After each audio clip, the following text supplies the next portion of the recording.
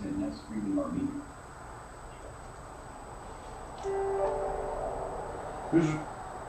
Who's running the text to voice?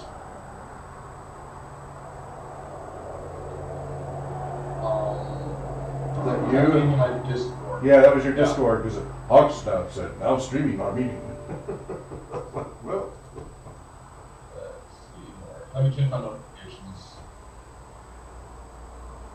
all right, we are now streaming unlisted on YouTube, so that if our top Patreon supporters want to join now, so I have a poll. Let me go ahead and pull up the meeting notes once you're ready, and then we'll go in order. I'll give you Mr. HDL replacement. Let's do it in order. Okay, so site.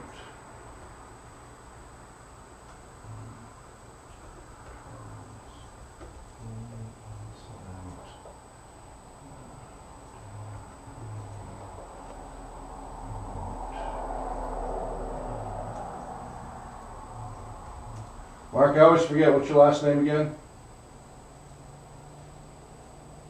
Abrams. Abrams, thank you.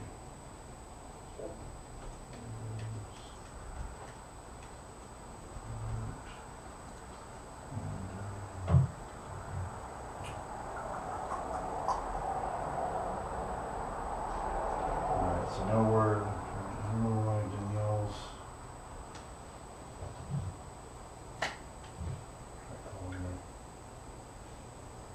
She was in Skype asking if we were remote tonight. I thought that was her.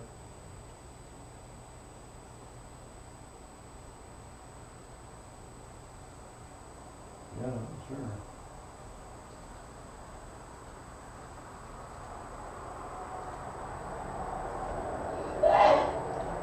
Bless you. What's it?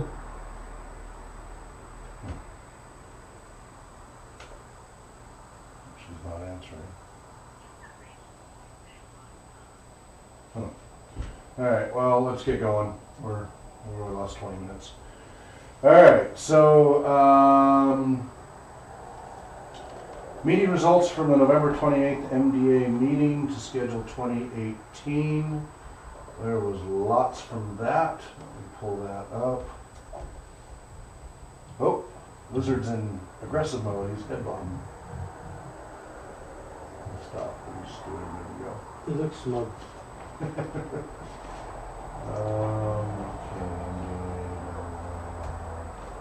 That's not right. 12:05.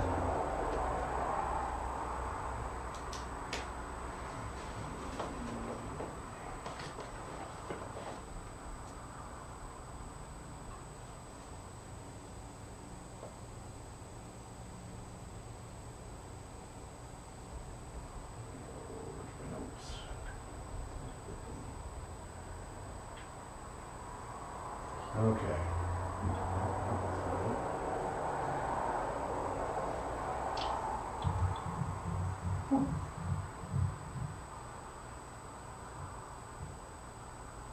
So, you guys, did you see the email I forwarded with the actual evals from the summer camp attached? Yeah. No, I did not look at that I yet. did not have a chance to look through it myself either. She showed me a few and talked about a few. I scanned through it. I saw a lot of favorite. Yeah, a lot of them listed their favorite activity, ours, for the whole week, the whole summer. Nice. Yeah. Yeah, not all of them. She says the two that liked it the least were these two. Brooke described them as too cool for school, older teenage girls who just thought it was too dorky and felt really standoffish about it. But because they're too afraid of looking bad, you know. But those are the only two that were more resistant and had a little more negative comments. So it's nice to have that context. I can't really say that I'm probably surprised by that. But Yeah, well, you know, teenagers. yeah. They can be fun. So let's see. Okay. And then you also saw that she sent an introduction email for us to meet with Dave of Access for All. It's an accessibility group here in Spokane. Their mission is, quote, celebrating and encouraging accessible and disability-friendly places, services, and events across Spokane County. So the way it works, apparently, I never knew this, is when you park, I know none of us here ever does this, when you park in a handicap space and if you get a ticket or towed or anything like that, the money that gets paid for that goes into a fund for that county. And at least this is how it works in Washington. I don't know if that's the whole country or not. I think she says the whole country is set up this way, I'm not sure. And then nonprofits that qualify can file to get money from that fund to fund themselves. And so this organization gets money from the parking tickets for handicap stuff, and they're all about accessibility advocacy and such. So they're the ones we should probably refer to Spokane. Yes. To have them, you know, because we help Spokane get off to a better start than they've been before, but it's not our primary focus. It's, you know, again, I'm talking about I've gone in so many directions, we got to bring in the focus a little. And as popular as our accessibility advocacy was, and we got great reviews at the Onions and Roses thing at the end, then there's like, now you need to go to RadCon and MizCon and all of these and go fix theirs, because they said Spokane was the most accessible convention they've been to. And we just barely started, right? There were a lot of things we just had to say, sorry, I don't have the money for it, but they were so grateful to be notified about what was and was not there. And but that's not what we do. We take into account accessibility in everything we do. We are, you know, we want to make our activities accessible as possible, but we are not an organization that goes around helping everybody else be accessible. We want to make them aware of it, we want, especially in the context of role playing. But I spent a lot of hours looking through legal papers and statutes, you know, for each locale. So I'd look through federal, state, county, and city statutes to figure out everything, to put together the document I put together for Spokane. And then try to train the Spokane people about expectations. And then, you know, and then the biggest part was then trying to staff it, because they were supposed to provide us with volunteers. We got one, I think we got one volunteer to staff the table besides ourselves. So we were all, besides John and I. During a slow time. What's that? During a slow time too. Yeah, but John, yeah, it was, John and I were on a bunch of panels, and so we had to juggle that with manning the trailer, with, you know, doing everything. So I made it clear, I keep telling them each month because it doesn't seem to be sticking, we're not going to be the accessibility volunteers going forward. It was a one-time thing to get them a baseline. It's now their responsibility to take that document, the baseline, and start sticking people into, we laid out all they got to do is follow the document, and they should be able to take it from there. They just need to do it. Instead, John says at the meeting last week, this weekend. It was at the at the pools. The pool Kind fundraiser. of public, fundraiser. They were talking. They were already expecting us to be handling that. I'm like, I've said every month since, like, we don't have the resources for that. I was happy to do it once. Now you guys got to step up. And they get a lot of trouble if they don't. You know, the community will forgive you for a while, but not forever. So anyway, might be good to talk to, when I get a chance to talk to Dave of this organization, Access for All, see if they can provide some resources to Spokane so they can take care of that. But it'll be good to have them, you know, another connection with them. So looking forward to how that evolves. And again, Brooke just raved about how great a program the summer program was, and so we started scheduling that. And again, I'm trying to figure out where the heck I put my notes for that. Forgive me, I've been doing a lot of breathing treatments this week, trying to get my lungs cleared out, and I'm already dingy, but it's extra dingy, Harry. That's not it.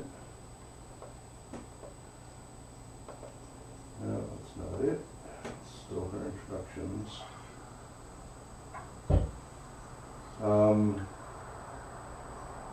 Danielle and I were not able to make the MDA Christmas thing Saturday, and so that was unfortunate. We weren't there to represent. We will be at the Wednesday monthly community meeting, so that's good at least.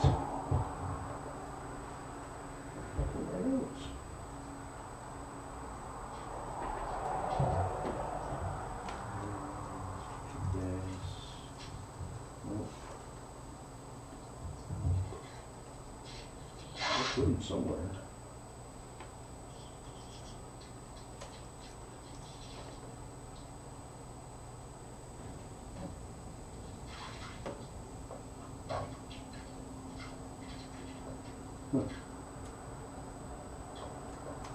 Well, I swear I created a document and everything.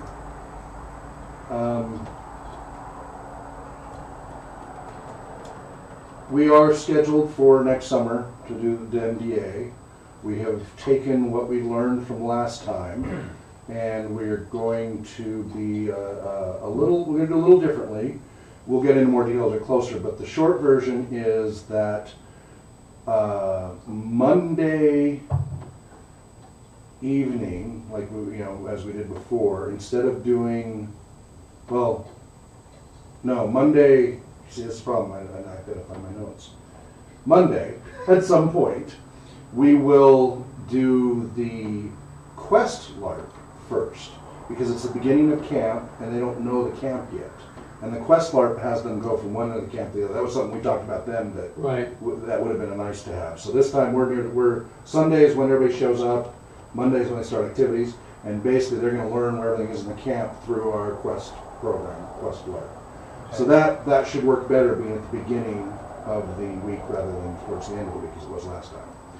At near the end of the quest, we're going to have them go ahead and prep their shields and weapons then, rather than at the beginning of the. Okay, you weren't there for this, but so we had two different LARPs. We had a Quest LARP and a Boffer LARP. And the Boffer LARP, we started with the Boffer LARP first on Tuesday and the Quest LARP on Thursday. Our Boffer LARP was in the evening.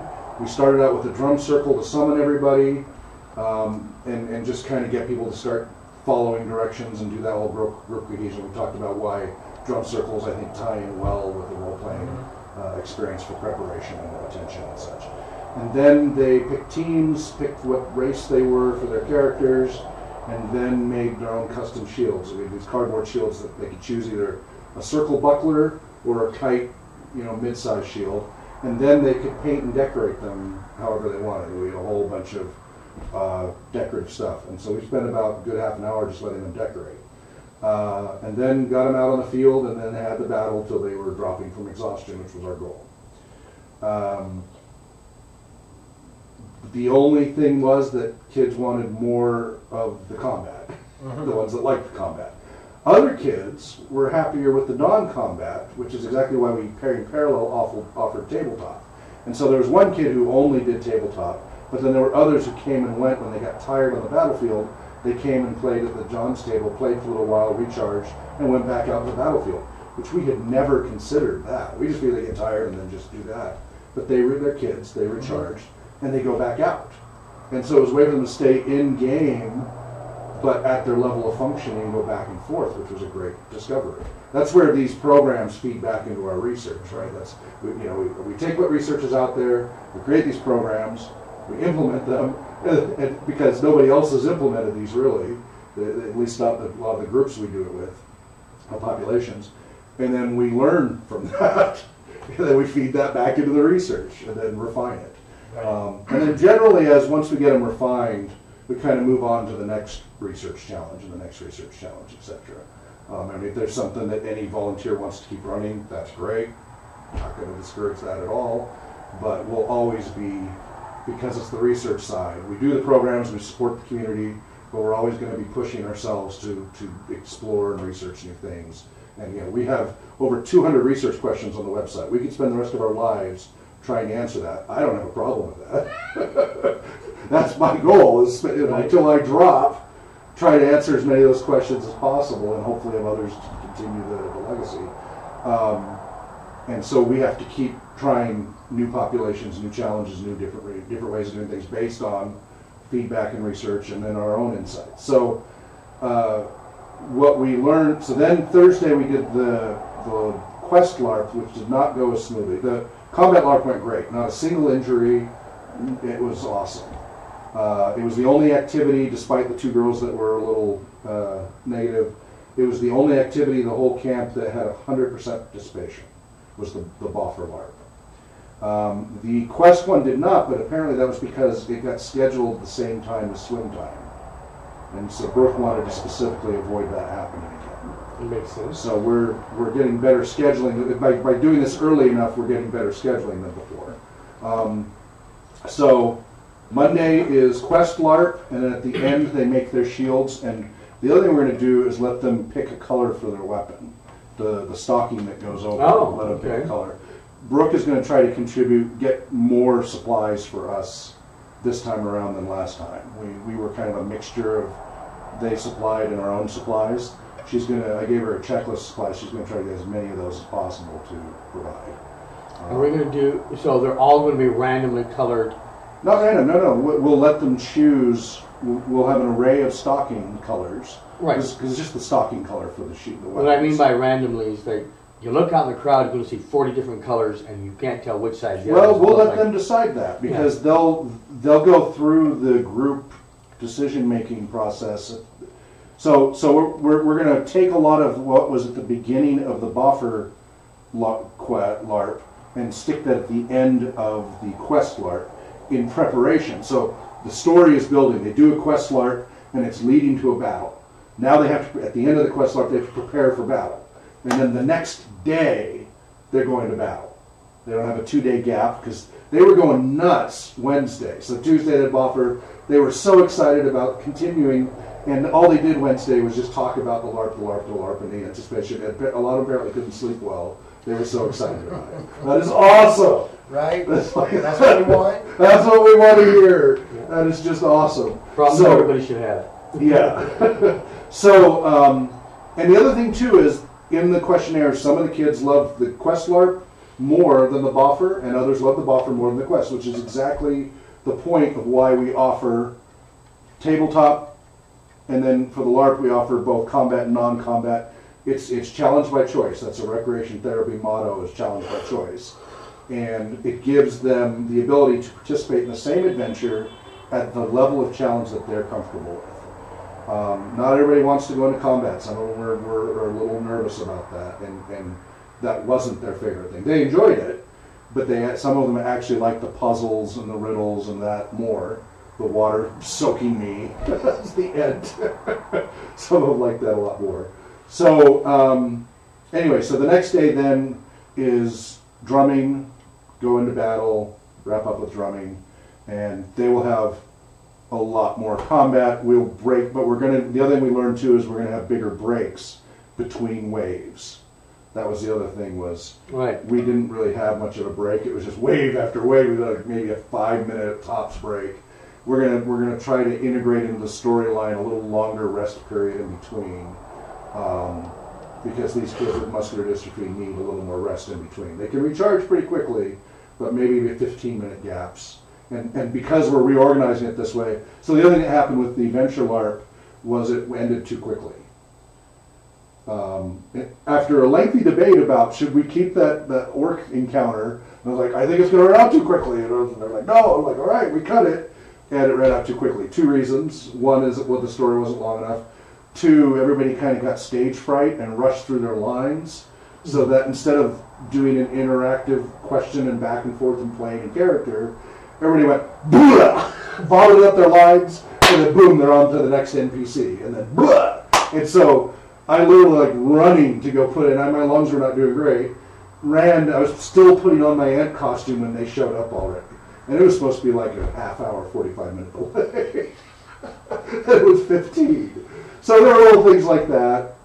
The floating challenge, the mistake there was it was on the wrong side of the dock, which meant nobody in a wheelchair could get to it. It was just a little glitch. It was supposed to be on the other side, and it was on the wrong side. So little things like that, to watch for in the future. But clearly from the feedback we want, because we weren't sure, well, maybe one will be a dud and one will be great.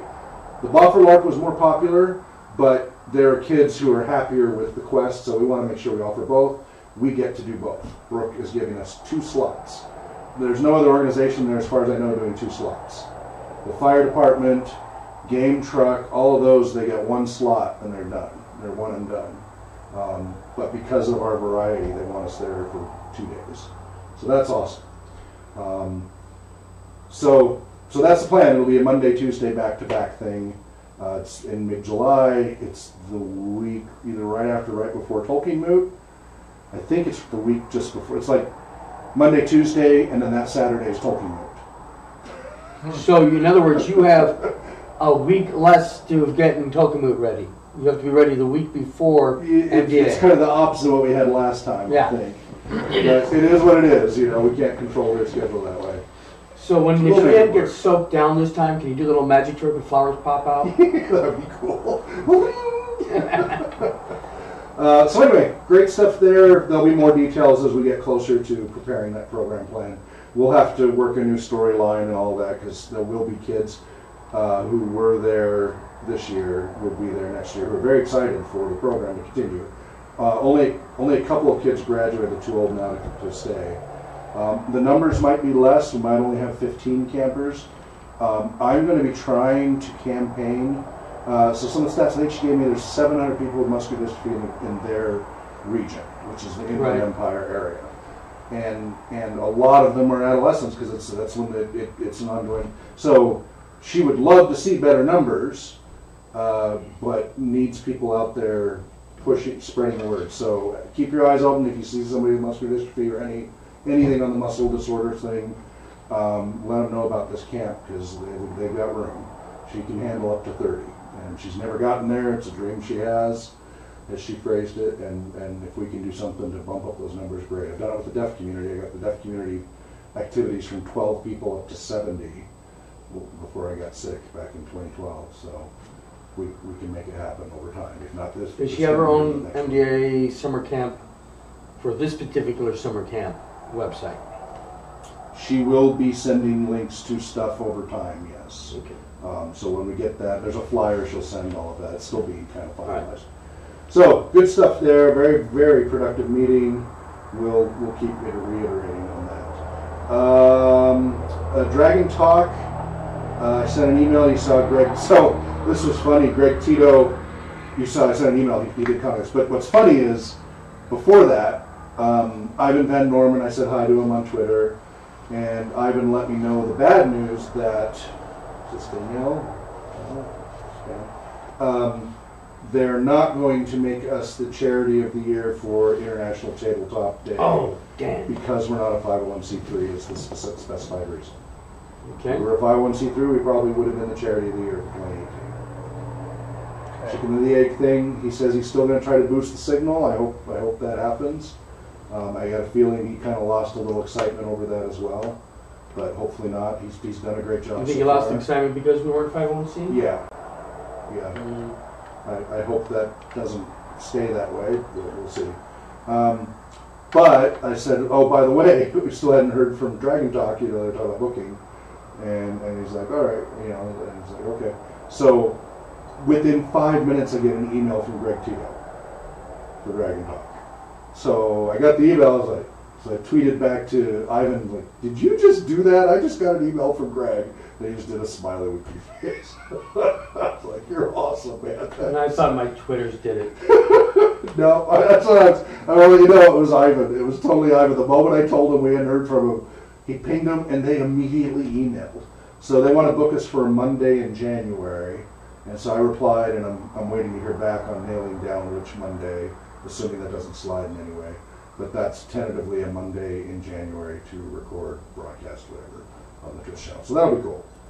Any chance of us actually going down I there on purpose? let them know that we could, so they only want maximum 2 people.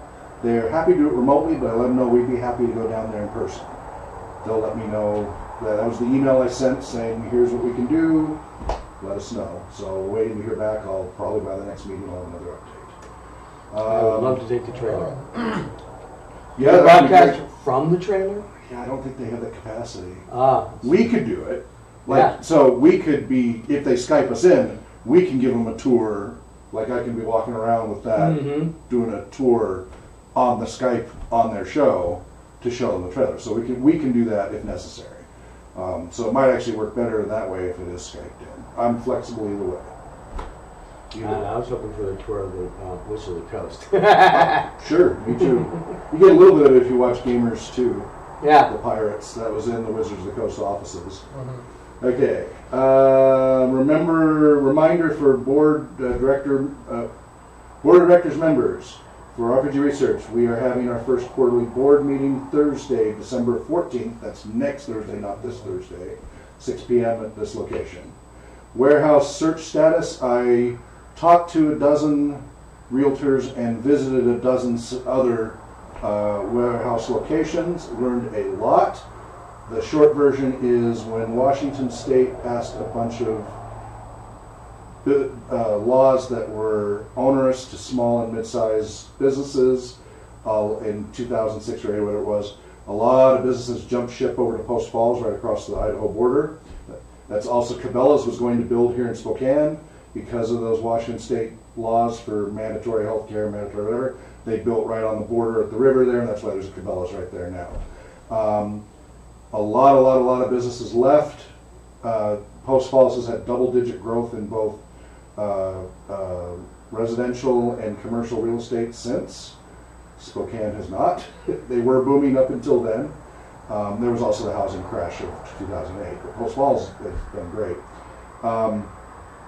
So now warehouse space is actually cheaper here in Spokane than Post Falls, which is really weird. It should be, the Idaho side should be way cheaper. But over there, Idaho space is at a premium, warehouse space is at a premium because all the businesses have jumped ship from Spokane and gone to Idaho Falls. Right. The big corporations, they get so many, Tax but all the small and mid-sized companies. So initially, if I'd known this a few years ago, I could have gotten a really good deal on a small warehouse because all the small and mid-sized warehouses were just abandoned and have been for years. The big ones are full, FedExes and the UP, those places are packed. But the small and mid-sized up to about 40,000 square feet or so are still very much abandoned. Now, for about 10,000 to 40,000 square feet, still abandoned and really cheap. That's more than we can afford. But the sub 10,000 ones are packed because of the legalization of microbreweries and pot growing farms. They've all bought up the small ones for all the grow things. Mm-hmm. That's why a number of them say won't do the I-507 whatever thing. So the ones that I could find that were within our budget were either a little too small to actually fit the bus and trailer, or a little too much, like $700 a month instead of $400 a month, things like that. But that was, it's only been a week, not even a week since I've been, no, it's been a little over a week. Sorry, a little over a week since I started. It's been too long. Yeah, but that's where we're at so far, still looking. It does reaffirm that given time, we'll find the right space that's wheelchair accessible, gives us enough for the bus and the trailer and other stuff to store, all the drumming equipment, everything, all the LARP stuff, and give us a space to potentially do our meetings at, / do our drum circles at, things like that, eventually.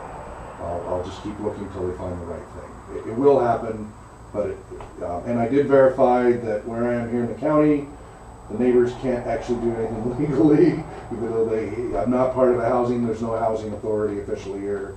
So they can't legally do anything about my trailer and bus as long as it's in the driveway. But they're still pissed. There's still 4 neighbors who are pissed. I don't want to be in a pissing match with my neighbors, so I will do what I can when I can do it, with what we can afford, to move those to a warehouse area as soon as I can. But it will take time. I haven't had a chance to follow up on the RPG in prison email, so I'm in the middle of finals right now till tomorrow. Okay, RPG research description recitation. Let's see, Dan, you were the last one to join us. You have been here long enough. You can always, I've revised it again on the website to try to make it easier. You are welcome to go to the website and just read it from there, put it in your own words, however you want to do it. The whole point is practice. Mm-hmm. I'm heading there right now.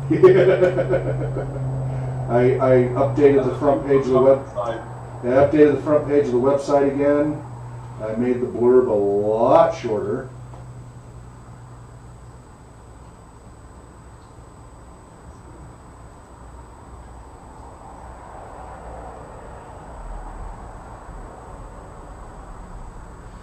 This site has existed since then? Not the site, but studying the effects of all RPG formats since 1984. Mm-hmm. I mean, It's Did you see me, my, but- my upload? of You asked for a research project uploaded. yeah. Did I mess it up? It's incomplete. We'll have to work on that. Okay. We can work on that later. I appreciate the effort, but I'll need to walk you through how to make that a more complete thing, which is fine. Okay, I'm ready. All right, you ready? Go for it. Yeah. So RPG Research is the website where we collect a whole bunch of information about the various aspects about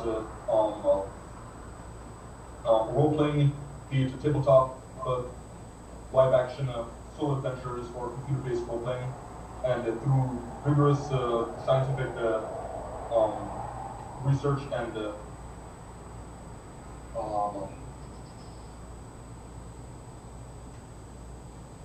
basically we're going through the information and making sure that what we're seeing is correct and repeatable. We're taking that information and we're putting that back into various either educational, therapeutic, professional, or recreational RPG sessions, and trying to make the sessions better for whatever goals those people are searching for. Okay.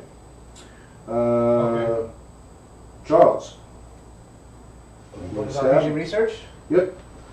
RPG Research is a website online that is a repository of research from around the world on role-playing games in all formats, whether that be computer-based, live-action, tabletop, or solo, choose-your-own-adventure modules. We study the effects of those games on different groups and populations to help them reach their therapeutic, educational, let me restart that one, educational, recreational, professional, or therapeutic needs. Perfect. Good. Then as a group, RPG Research takes that research and designs and implements plans to help people reach those goals. And then we take that research and feed it back into the website to continue on to make sure we can make it consistent results all across the board. Cool. All right, John. RPG Research, studying the therapeutical and educational effects of role-playing games in all formats. We have this is a website, rpgresearch.com, that conducts research and consolidates decades worth of research. And the volunteers provide community and adaptive programs to help participants achieve their educational, recreational, professional, and therapeutic goals. Do you like the better phrasing I got up there on that lower section now? Yes. So I'm going to reiterate. So the founder of RPG Research since 1984 has been studying the effects of all RPG formats, tabletop, live action, computer-based solo adventures, and books. RPG Research is now an incorporated non-profit Washington State company. We're trying to work towards our 501c3. That's going to take a while to get there. It's an open internet. The website, rpgresearch.com, is an open international repository of research information on the effects of role-playing games. Also, the organization consists of an international team of volunteers providing community and adaptive programs using recreation therapy, role-playing games, and or music to help people achieve their educational, recreational, professional, or therapeutic goals for a better quality of life. And then the data from those programs that we implement in the real world is fed back into the body of research and shared with the world. But yeah, if you go to the front website and scroll down just below to the top of the white, yeah, I think we've got an even better refinement there. I'm always trying to get it better and better and better because that's our elevator pitch. Mm-hmm. So, right, so it's a lot better. And I made the top of it a lot cleaner with the links are hopefully useful. Okay, cool. Mark, luckily you don't have to do this. If Brad and Danielle were here, they'd have to go through this. And we do it in the order of whoever's last has to iterate first. I was hoping someone else would come by. Yep. Sorry, I gave him plenty of time. All right. But, you know, we all need to know it. Okay? We got to have it. Like, when somebody asks, like, what do you do? We got to be able to do it and make it, you know, have it be smooth and professional, and that takes practice. So that's why we do it every week. You guys are getting better and better at it. So. All right. So, a question in the order of doing things in these meetings and training. What order would you guys prefer content to be presented? Is the current order pretty much okay, give or take? Or would you prefer that the education and quizzes were up front and then this administrivia stuff? I would like it flip-flopped. Okay. Just because, say there's something where somebody has to leave early. Okay. At least they got the education part Mm-hmm. before needing to leave. Okay. John? Yeah, I think education up front, because that's the core. Okay. And if for time crunches, I'd rather cut a little bit out of the news end than the educational end. Okay. Dan? I am too new to have any opinion that I would trust. Okay. All right. And, well, Brad and Danielle aren't here, so... All right, well, we might experiment with that in coming meetings. As I get the online testing tools better, that might be easier to do. Also, I think people will be a little less tired, because we've been doing the quizzes at the very end, and everybody's just exhausted after a long day. So it might be easier if we do the education and quizzes in the first half, and then the administrative stuff later. My only concern is then people will bail. And they won't be in the loop about everything that's going on, and they're like, well, I didn't know that was going on. I didn't know, nobody's here to help. That's a good point. Part of us volunteering together is, I put everything on hold a year ago because I was hitting overload, and I realized as one human being, I was maxed out. I had more programs than I could ever do, and I didn't want to say no to those programs, and the only way to do that is to get other people on board. Well, unfortunately, part of running those programs and making it happen is going through all this boring administrivia stuff. We'd all rather just be running the games and doing the programs and doing the music. But unfortunately, the lion's share is preparation. When you implement it, so Mark will relate to this with the software world, or any project, whether it's engineering or whatever. If you spend the appropriate amount of time without analysis paralysis on the preparation side, your project management side of preparation, documentation, all of that up front, so where it's like 3/4 planning, then your implementation, or even 90% planning, then your implementation will usually, if you have the right people and everything, go a lot smoother.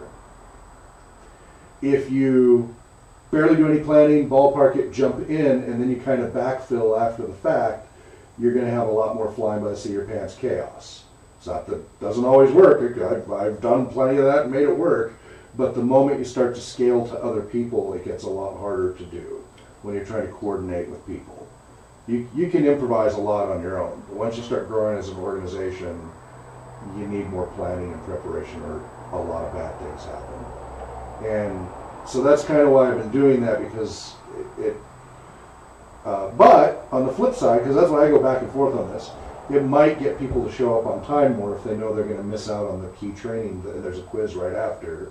They might be better at showing up on time, whereas they don't feel so bad about skipping the administrative stuff. Right. So I can see every side of that coin, both sides plus the ridge. So we'll play around with it and see how that is. But I just wanted to run that by you guys. Again, we're all peer volunteers here, and so just want to put it out there. December 9th, Saturday 11 a.m. will be our monthly RPG research broadcast. This is to the general public. It's not our Patreon one. It's a little lighter in content, but you know, it's roughly the same thing, but it's always after the Patreon thing. Who thinks they'll be attending besides me? John? Okay. This is not our deep dive one. It's not our deep dive podcast. It's just, Okay. it's a half hour to an hour, tops. We can do it, you can do it remotely if you need to. We can do it for Google, whatever. So that's 11 a.m. this Saturday. Next week, When did we say we were going to do the deep dive? that's next week, on the 11th. So December 11th, which is Monday next week. So our next meeting is going to be entirely a 4-hour class. It's going to be the full RPG Advocate presentation. I'll be standing up and just fire hose. It'll be all the stuff we've been quizzing in snippets, all of it, in a 4-hour session. We're not going to, so in the past I tried to fit the quiz in and that it just wasn't enough time for people to prepare. Now that I'm working on the online quizzing platform, that won't be necessary. So you'll be able to get time to study and such. But the goal is that you go to this 4-hour class and then within the next day or two take the test. So this is the big class. So we did this class months ago with Jacob and Heather and Ryan. John, were you there for that one? Which class? The 4-hour RPG Advocate one? I I was almost alone in a class like that. Okay, so that was another one. That was a different class. I did one before that with Jacob, Ryan, Heather. Right, I wasn't for their class. I had my own. You had a different one. Okay, you and Danielle, right? Yeah, I think Daniel. Yeah, because you guys were newer and yeah. So this is now that we've got new guys here. I don't know if Brad's going to make it or not. Brad works so much, but I hope he will because this is it's what we wanted. But so remember that this Monday we're not going to do administrative stuff. We are just going to do an intensive class. So bring a notebook or computer that you like to take notes, whatever you want, and be ready for all the stuff we've been touching on. And then on the 17th. Anyway, so it's 200 questions on the test from a bank of over 300 and a long essay. And the long essay is easy, pretty easy. It's what is your plan as an RPG advocate to go out and, how you're going to be an RPG advocate. You're going to explain your program plan as an advocate, what you're going to do in general. But it needs to tie in everything that you've been learning. So it's kind of laying out your mission statement as an RPG advocate. So it's 200 questions plus that. And that's that test. And it's not easy. When John went through, we found a few bugs in the test on some dates. We got those fixed. Hopefully they're not reintroduced as I'm doing the data entry on the website, some other bugs. Yeah. But John was the closest to passing it. Nobody else did. And John has, as much gaming experience as I have and such. So, and you have to pass with a 90% to get the certification. It's not a low bar intentionally, because if it's too low a bar, then it's not worth anything. It's meaningless. You will get, you do by just taking the class. You get the training, right? You've got the training, but you don't get the certification unless you pass the actual certification test. Now, the way it works is RPG Therapeutics is donating that to us as RPG Research. Yes, I'm president of both. I'm trying to keep that firewall to delineate what is where. And it's those professional services that's RPG Therapeutics. And then we get to use some of those sources for free as volunteers, whereas the test is $100 to take if you want to take the test if you're not a volunteer doing it on the scheduled time. So, but anyway, that's what's coming just down the pipe. The test won't be ready till probably the 17th, so you'll have a few days after the 11th. You'll about a week to study and prepare because there'll be a lot. There's no way you can pass the test from just that 4 hours. It's this cumulative thing. It's assuming that you've taken classes leading up to the 4-hour overview, leading up to the test. In our case, those classes are this ongoing volunteerism and the weekly quizzes leading up to it. So the 4 hours by itself, unless you have an eidetic memory, there's no way you can pass the test just from that alone. But you've been doing it. So Dan, you're not required to take the test at all because you're brand new. You're welcome to give it a shot too if you want, just because taking the test is a good practice to see what's stuck and where you need to practice and look for in the future. So you're totally welcome to take it as a core team member. It's up to you and no pressure. I'm up for taking the test. Great. Because, I mean, that's just, It's good practice. it's a good way to learn. Yeah, exactly. And, you know, if I'm not here to try and, you know, better myself, then I've got no reason to be here. Yep. Okay, so I'm right, well, pretty close on schedule, 2 minutes here. We are now going to see a presentation from Mark. You guys know him as the organizer for the Professional Game Master Society. He's going to present to us his Elthos RPG Mythos machine. It's kind of a campaign management tool set. And then we're going to let him present for up to an hour, however long he needs within that hour window. And we'll be back and forth here. And then after that, we'll resume our administrivia, and then we have a lot of educational and quiz material tonight as well. So we do have a quiz tonight, but not online yet. That'll be next week. All right, Mark, if you want to take it away. Okay, well, thank you very much. I really appreciate the opportunity to be here. And I really just want to say that I think what you guys are working on is absolutely awesome. And I'm a huge fan of your organization. And you know, just watching your team meetings, I've watched 2 now, and it's just really exciting. So I don't know. I guess I just want to say thanks for being there, because you guys are doing something that's mind-blowing and fantastic. Well, thank you, and you're doing great stuff too. I mean, so we're all great advocates for everything we're doing here. So I appreciate everything you're doing, helping push the whole professional game master efforts. So kudos to you as well in your efforts. Yeah, well, it's an interesting time for role-playing games. It is. Well, we're all getting older. I feel like we're still in the infancy.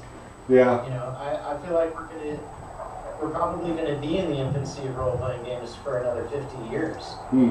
But What are we, elves? so what I'm working on is a tool set to help games masters with an eye towards professional games masters, but not exclusively. So the idea is that what we have now out in the field are mostly virtual tabletops. We have a couple of world-building utilities like Obsidian Portal. We have a couple that are maybe attempting to be a fusion between the two. I'm working mostly on the world-building side and game management side. And what I'm hoping is that in the future, I'll be able to link to the others in terms of VTT. And I have code that does, you know, virtual tabletop stuff, but I didn't import it from my original application into the web version of that application. And seeing that there are so many VTTs out there now, I may or may not do it, I'm not sure. But what I'd like to do is show you guys what I'm working on now, because I think it might be useful to your group. And so what I'm going to do is I'm going to screen share my application. And now, do you want me to stop? Do you want me to stop the YouTube stream here at this point? Is this proprietary stuff you would rather not? No, it's fine. Okay, It's all right. fine. Okay, go ahead. In fact, I may ask you if I can grab a link to it. Yeah, and, it's you not know, going to be the highest. Send it out as well. Yeah, it's not going to be the highest quality. You're on a big screen here, fairly far across the room, but you could always do an overlay while you're talking. You know, you could reenact it in interesting ways. So. Well, another thing I can do, I wasn't sure if it would be cool with you guys, but I could actually click the broadcast button on my side and get this part. Sure, you know, go for it. broadcast out. Yeah, feel free. Okay, so I guess I might as well. Remember, I'm a big open source advocate. So, it floats all boats. Okay. All right, cool. So let me just give my introduction. My name is Mark Abrams. I've been working on the Elthos project since 1978, and it's been the most interesting thing that I think I've probably done so far. And right now, what I'm up to with the project is producing a application that is geared towards game prep for Games Masters. And what it does is basically two things. It allows Games Masters to build their worlds, and it allows them to manage the game. So it kind of has two aspects to it. What it doesn't do is virtual tabletop, at least not in the current iteration, although I do have an older version of this application that did that, but I didn't import it into this version of the application. I might do that eventually, I'm not sure. So what I'm going to do now is I'm going to share my screen, and I'm going to give you an idea of what the application does. So this is the Mythos machine, and this is my dev test server version of this. And if you want to experiment around with it, you can go to test.mm.elthos.com and create an account.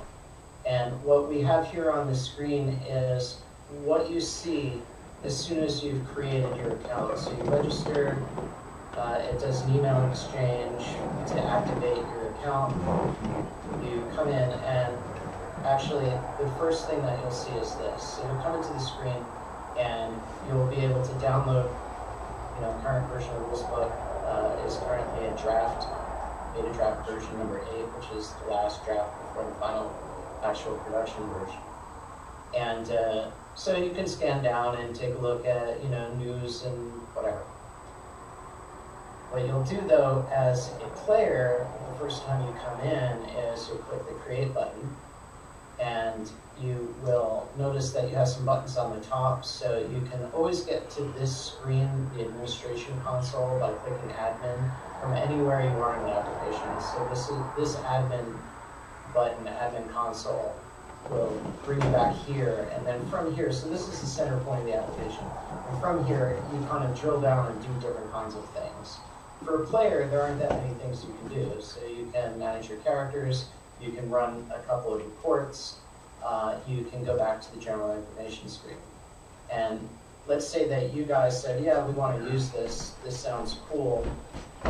This is the view that your players will get when you send them an email and say, hey, log in and create an account. And what you're going to do is click on Player Info, and you're going to go and pick your Games Master. So in this case, I'm Gray Falcon, and I'm going to click my Elthos world. And from this point on, I can return back to the console, and I can see now that I have a characters capability. So I click on characters. And obviously from this point, I have a choice of rolling a new character. So just to preface this a little bit, each Games Master creates their own worlds. And the whole orientation of this application is for Games Masters who want to create their own worlds. So it gives you a little proto-template world based on a genre that you select as a Games Master when you first come in as Games Master and you say, okay, I want to create a world. From that point on, you get like a handful of things of that genre. So it could be fantasy, it could be Western, it could be Bushido, whatever. But you get a handful of equipment and spells and races, cultures, and things of that sort. When the player comes in, they are going to pick your world, and you can have a number of worlds if you want. And this is the option that they have is to roll a character. And you have the ability, when you create a world, to go into world configuration and say how you want your players to be able to roll characters or generate characters. So there's allocation method, there is strict rolling, and then there's this hybrid between the two where you roll, you get a certain number, and then you can allocate the points that you roll. So it gives the Games Master, for each individual world that they create, a different set of options for character generation. So in this case, in this world, my Elthos world, it's strict rolling. So the player will roll, and they come to this screen, and from here, they can see, okay, I rolled, in this case, a human female. It's all random, but it's based on the Elthos rule system. So this application takes the Elthos RPG rules and programs them, I program them into this application. So it runs according to those rules. And it's a simplified system, so it's got 3 requisites: strength, wisdom, and dexterity. You can even, in your world configuration, change those names. So if you want to have a different, it could be, whatever, brutishness, intelligence, and fastness, or whatever, as long as they relate to the basic concepts here of body, mind, and, whatever you want to call dexterity. And it does all the calculations. So when it creates the character, it, figures out what the strength bonus is, what the dexterity bonuses are, how many skill learning points they have, and this is a skills-based system, so players would then go in, and they would say, okay, I want to select my skills. And at this point, the skills in this list are skills that you either got when you created your proto world, or you added to as Games Master. You can go in and modify the system any way you want. So you can have your own skills list. And I have some Games Masters who have come in and done some very interesting, unexpected things with that. Like I have one Games Master who came in, and he doesn't have a skills list. He just has a blank line as the name of the skill. And the way his system in the Mythos machine works is you pick that skill and it shows up on your character sheet as blank lines, and you just write in what you want for your skills. And when he did that, I was like, what? You can do that? Wow, that's amazing. I didn't even, I never thought of doing that, but he did. Anyway, so the player will then select their skills, let's say artful dodging. At the bottom, they can read the description of the skill. It's kind of technical information. They can see how many skill learning points they have left, some more information about their character, and they can decide, okay, I'm going to take this skill, and so on. They can then go back, and when they hover over anything that they've selected, it gives them a kind of flyout. I don't know if you guys can see these. Yeah, we can. You're up on a 60-inch big screen, so we can see it pretty well. Okay, great. Okay, so in other words, as they hover around on their character sheet, if they're looking at it online, they can see the descriptions of things that they've selected. And then they'd go through, if they're a wizard or whatever, they can pick their mystic powers, they can select their armors, weapons, equipment, all of the things that you've provided for them in your world that you've made available to the player characters. So the things in your world, you might have a set of things that, only NPCs of this class can see these things. The player characters will never see them, so you can kind of hide things off and surprise your players with other things that they don't have available to them. So they can also select their race if they want. You can make whatever races you want available or not available, and then you create your own races. So I've got dwarves, but I also have Black Mountain dwarves. And in this case, it's telling me, okay, this character's requisites are out of balance for this particular thing because, and I can see right here in red, okay, my wisdom is too low. Anyway, so I said, okay, fine, I'm going to go with human. That works for me. If as a player I decide, this low wisdom is killing me, I have one character in the world of Elthos, but I can still generate 2 more.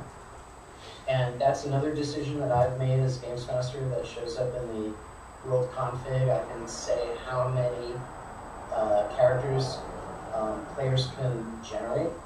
And the reason I have that is so that you don't have players who just generate as many characters as they need to until they get 666. Right. So I've limited it to 3. Yeah. So you get 3 rolls, and you pick your favorite guy, and you play that one. Yeah, that kind of happened when I had a Merc Maker, which was a predecessor to Sweet GM. Merc Maker was online for making Iron Crown Enterprises Rollmaster and Merc characters. And I didn't have any limit, and this was online on my server, and I suddenly started noticing these huge spikes on my server CPU just from time to time, like all the resources got sucked up. because people were starting to just click, click, click, click, click, click till they got what they wanted, like in all, 10 stats at 100. And, every time it's generating all this info on the server, and it was literally bogging down my server. So yeah, people will totally do that, yeah. Yeah, it's a way of limiting that unfortunate tendency of some players to want to game Min-maxer. So, and I can rename the characters. In this case, I'll call them Test. It could be 2, but it could be Bob. Bob whoever, Bob Jones. It doesn't really matter.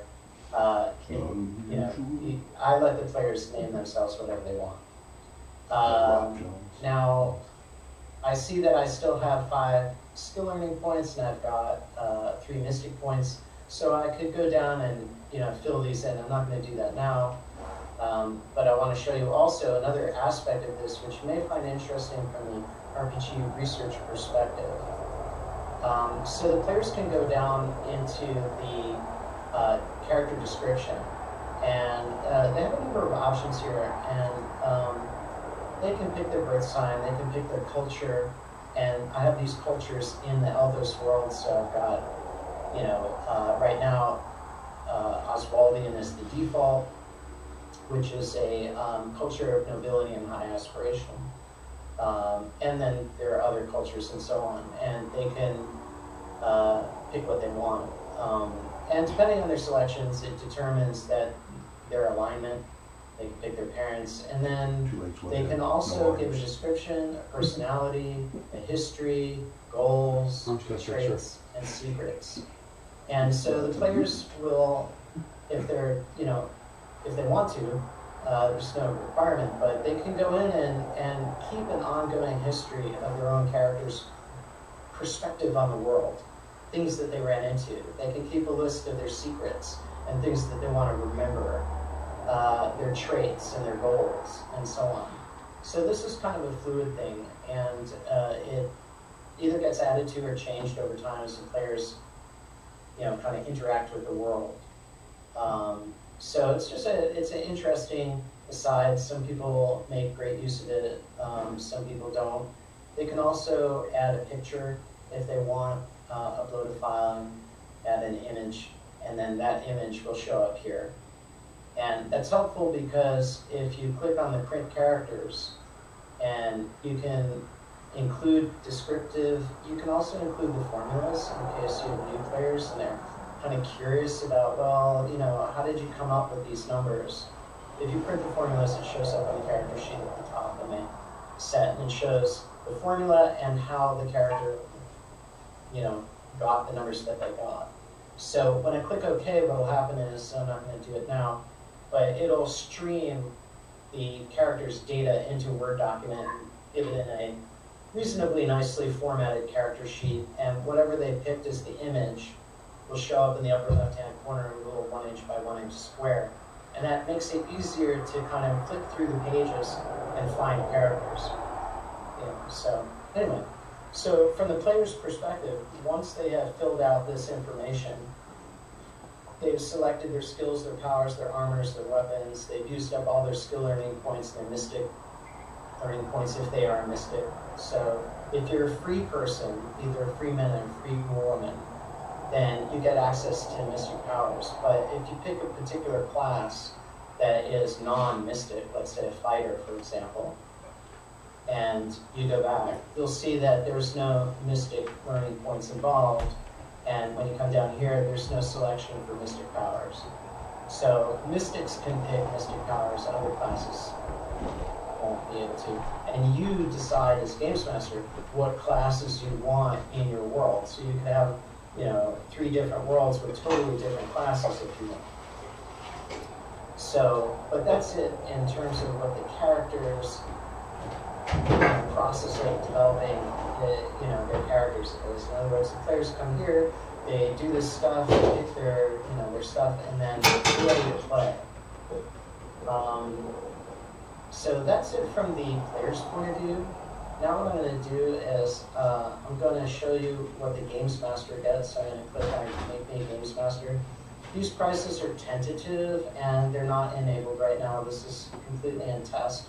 But basically, I'm thinking for basic GM, it'd be $1 a month, or 15% discount, per year, and then monthly for premium is $6 a month, kind of competitive with what Roll20 does, and things of that sort. And the nice thing about the premium would be that you can sell your own worlds. So you create your world, you set a price to it, and you put it in the marketplace, and you can sell that world. And I would get a commission of somewhere between 10 and 15%, and you would get, the remaining amount as whatever. So if you said, oh, $10 sounds reasonable, I put 2 months into this, then it would work like that. Anyway. What do you mean by So build what I need shared to- worlds? Yes? I'm sorry, what's that? Shared worlds. What do you mean by shared worlds? Oh, okay. Shared worlds is where you would be able to create a world, and then let's say you have a bunch of friends who are also games masters. You could assign them places in your world that they would then become owners of. So you can mutually create a single world and then have different games masters owning different areas within that world. And they can collaborate with each other.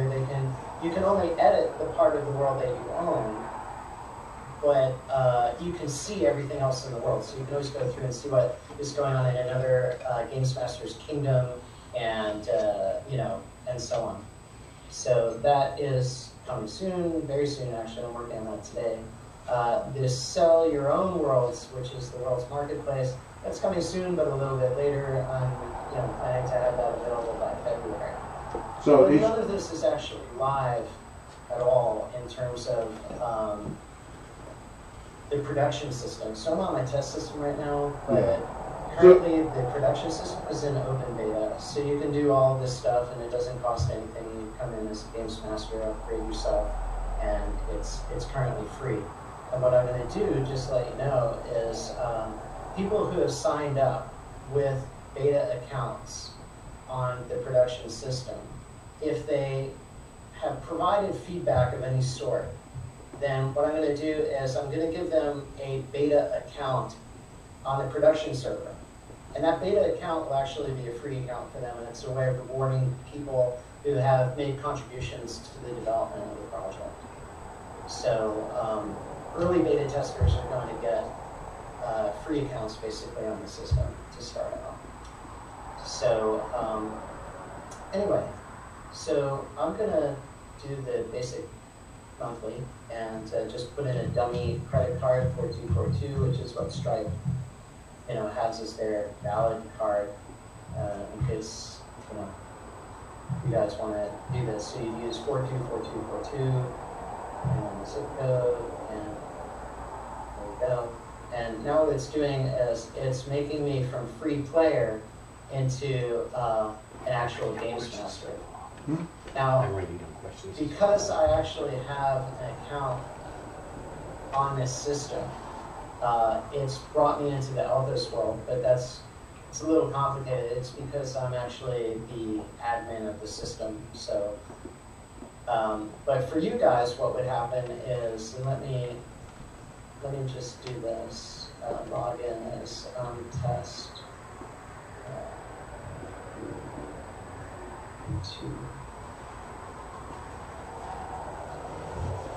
Yeah, what you're describing is a pretty typical application server model for basically virtual hosting and such model, where you can then use features for your own third parties as well. Correct? I'm not sure I understood what you mean. Can you I'm saying the various GM subscription models you're talking about, where you can allow others to use the world you create, is a pretty typical application server business model that you're following. Yeah, I wouldn't say it's unique in any sense. No, I just Maybe, for the others here, okay, yeah. So anyway, go ahead. I was just commenting on that. Okay, sure. So if I go into world at this point, and so what I'm doing now is I'm simulating, okay, I just upgraded to Games Master. It's going to bring me to this Manage World screen, and I'll be able to create my new world. So I can give it a name. I'm just going to call it Test F for Fantasy, and I'm going to pick Fantasy, and I'm going to have it create a fantasy world for me.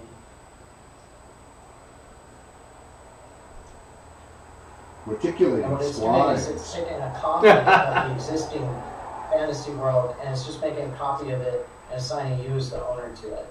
So here I have my fantasy I always world, love those little. and lines like that. I can give it a description, and this is the public description of what my players will read about my world. So it could be, and I kind of think of these as kind of like we want to make this sort of like a movie promo. In a world where, death stalks the deserts, the wild things are running. And you give them an idea of what the world Where is the Wild like. Things Are You Part can 2. put in house rules if you have them. Good role playing You can game. select up to 4 genres for your world. The genres list is kind of a work in progress at the moment. Yeah, why is it limited to a max of 4 genres? It's a limitation because in discussion with my players, we kind of settled on 4 as a maximum, just to kind of keep it from playing out and becoming huge. It sort of makes you focus on what is it that my genres are really going to Well, so let me give you an example. For example, my campaign world is Worlds of Beirut, which is a complete multiverse setting. And then there's systems like Rifts and such that are all multiverse. GURPS. Do you have a multiverse checkbox in there? Well, you know what? I can easily add it. Okay, that might be a good way to get around Just that. an entry in the data. Yeah, that might be a good option. That's a good idea. Yeah. I can put a multiverse in here. Yeah, I think that'd be worth it just under M for multiverse. That would be good. Yeah, thank you. Thank you. That's a good idea. So, Like and several right multiverse now the games. world itself is private. So, at this point, only my players can see it. There's no public view to this world. And what I can do is I can fill it out, finish it, and then I could make it public or parts of it public. So I'm going to give you a demonstration of why that is of interest. So if I go to the world config screen, and this is all the configuration options. So there's about more than a dozen configuration options. Some of them I have warnings on because you want to think carefully before you make changes to these settings. You really want to understand what those changes are going to do in terms of game balance. So if you want a easy game, you can create it. If you want a really hard game, let's say you're doing tournament stuff, you can create it, but you really need to understand what you're doing. So Before you make I see it looks like it looks like you support pools of same type dice. Does it support different dice types? So for example, like Savage Worlds and others, you'll have a combination of D4, D6, D8, D12 as part of your generation process, or Firefly or something where you have different, you can't just do like 3D6 or 2D10 or something, it's combo. Is that supported in there? Like the race generation section? If it isn't, it's something that I would be interested in looking at. There's a great deal of variability currently, Okay. and I'm not sure if, there's a combination that does exactly that, but I wouldn't be surprised Okay. if there is. But the kinds of things here are, for example, like experience gain multiplier. So you can change this from 0.1 all the way up to 20, and this affects the speed of advancement for players depending on, when they achieve their goals, then the experience gains multiplier is what determines how many experience points they actually wind up getting, and so on. Okay. So Does I'm it not have- gonna go through all the options right now. I just want to let you know there are a bunch of options. Cool. Here, and Cool. they affect how you sort of interact with the world. All right. How So difficult- another thing, oh, yes? How difficult do you think it would be to import an existing rule set into this program? If I was like to grab a rule book from any role-playing game and I wanted to import those rules into there, is that a long, difficult process, or is that something I can do in a day?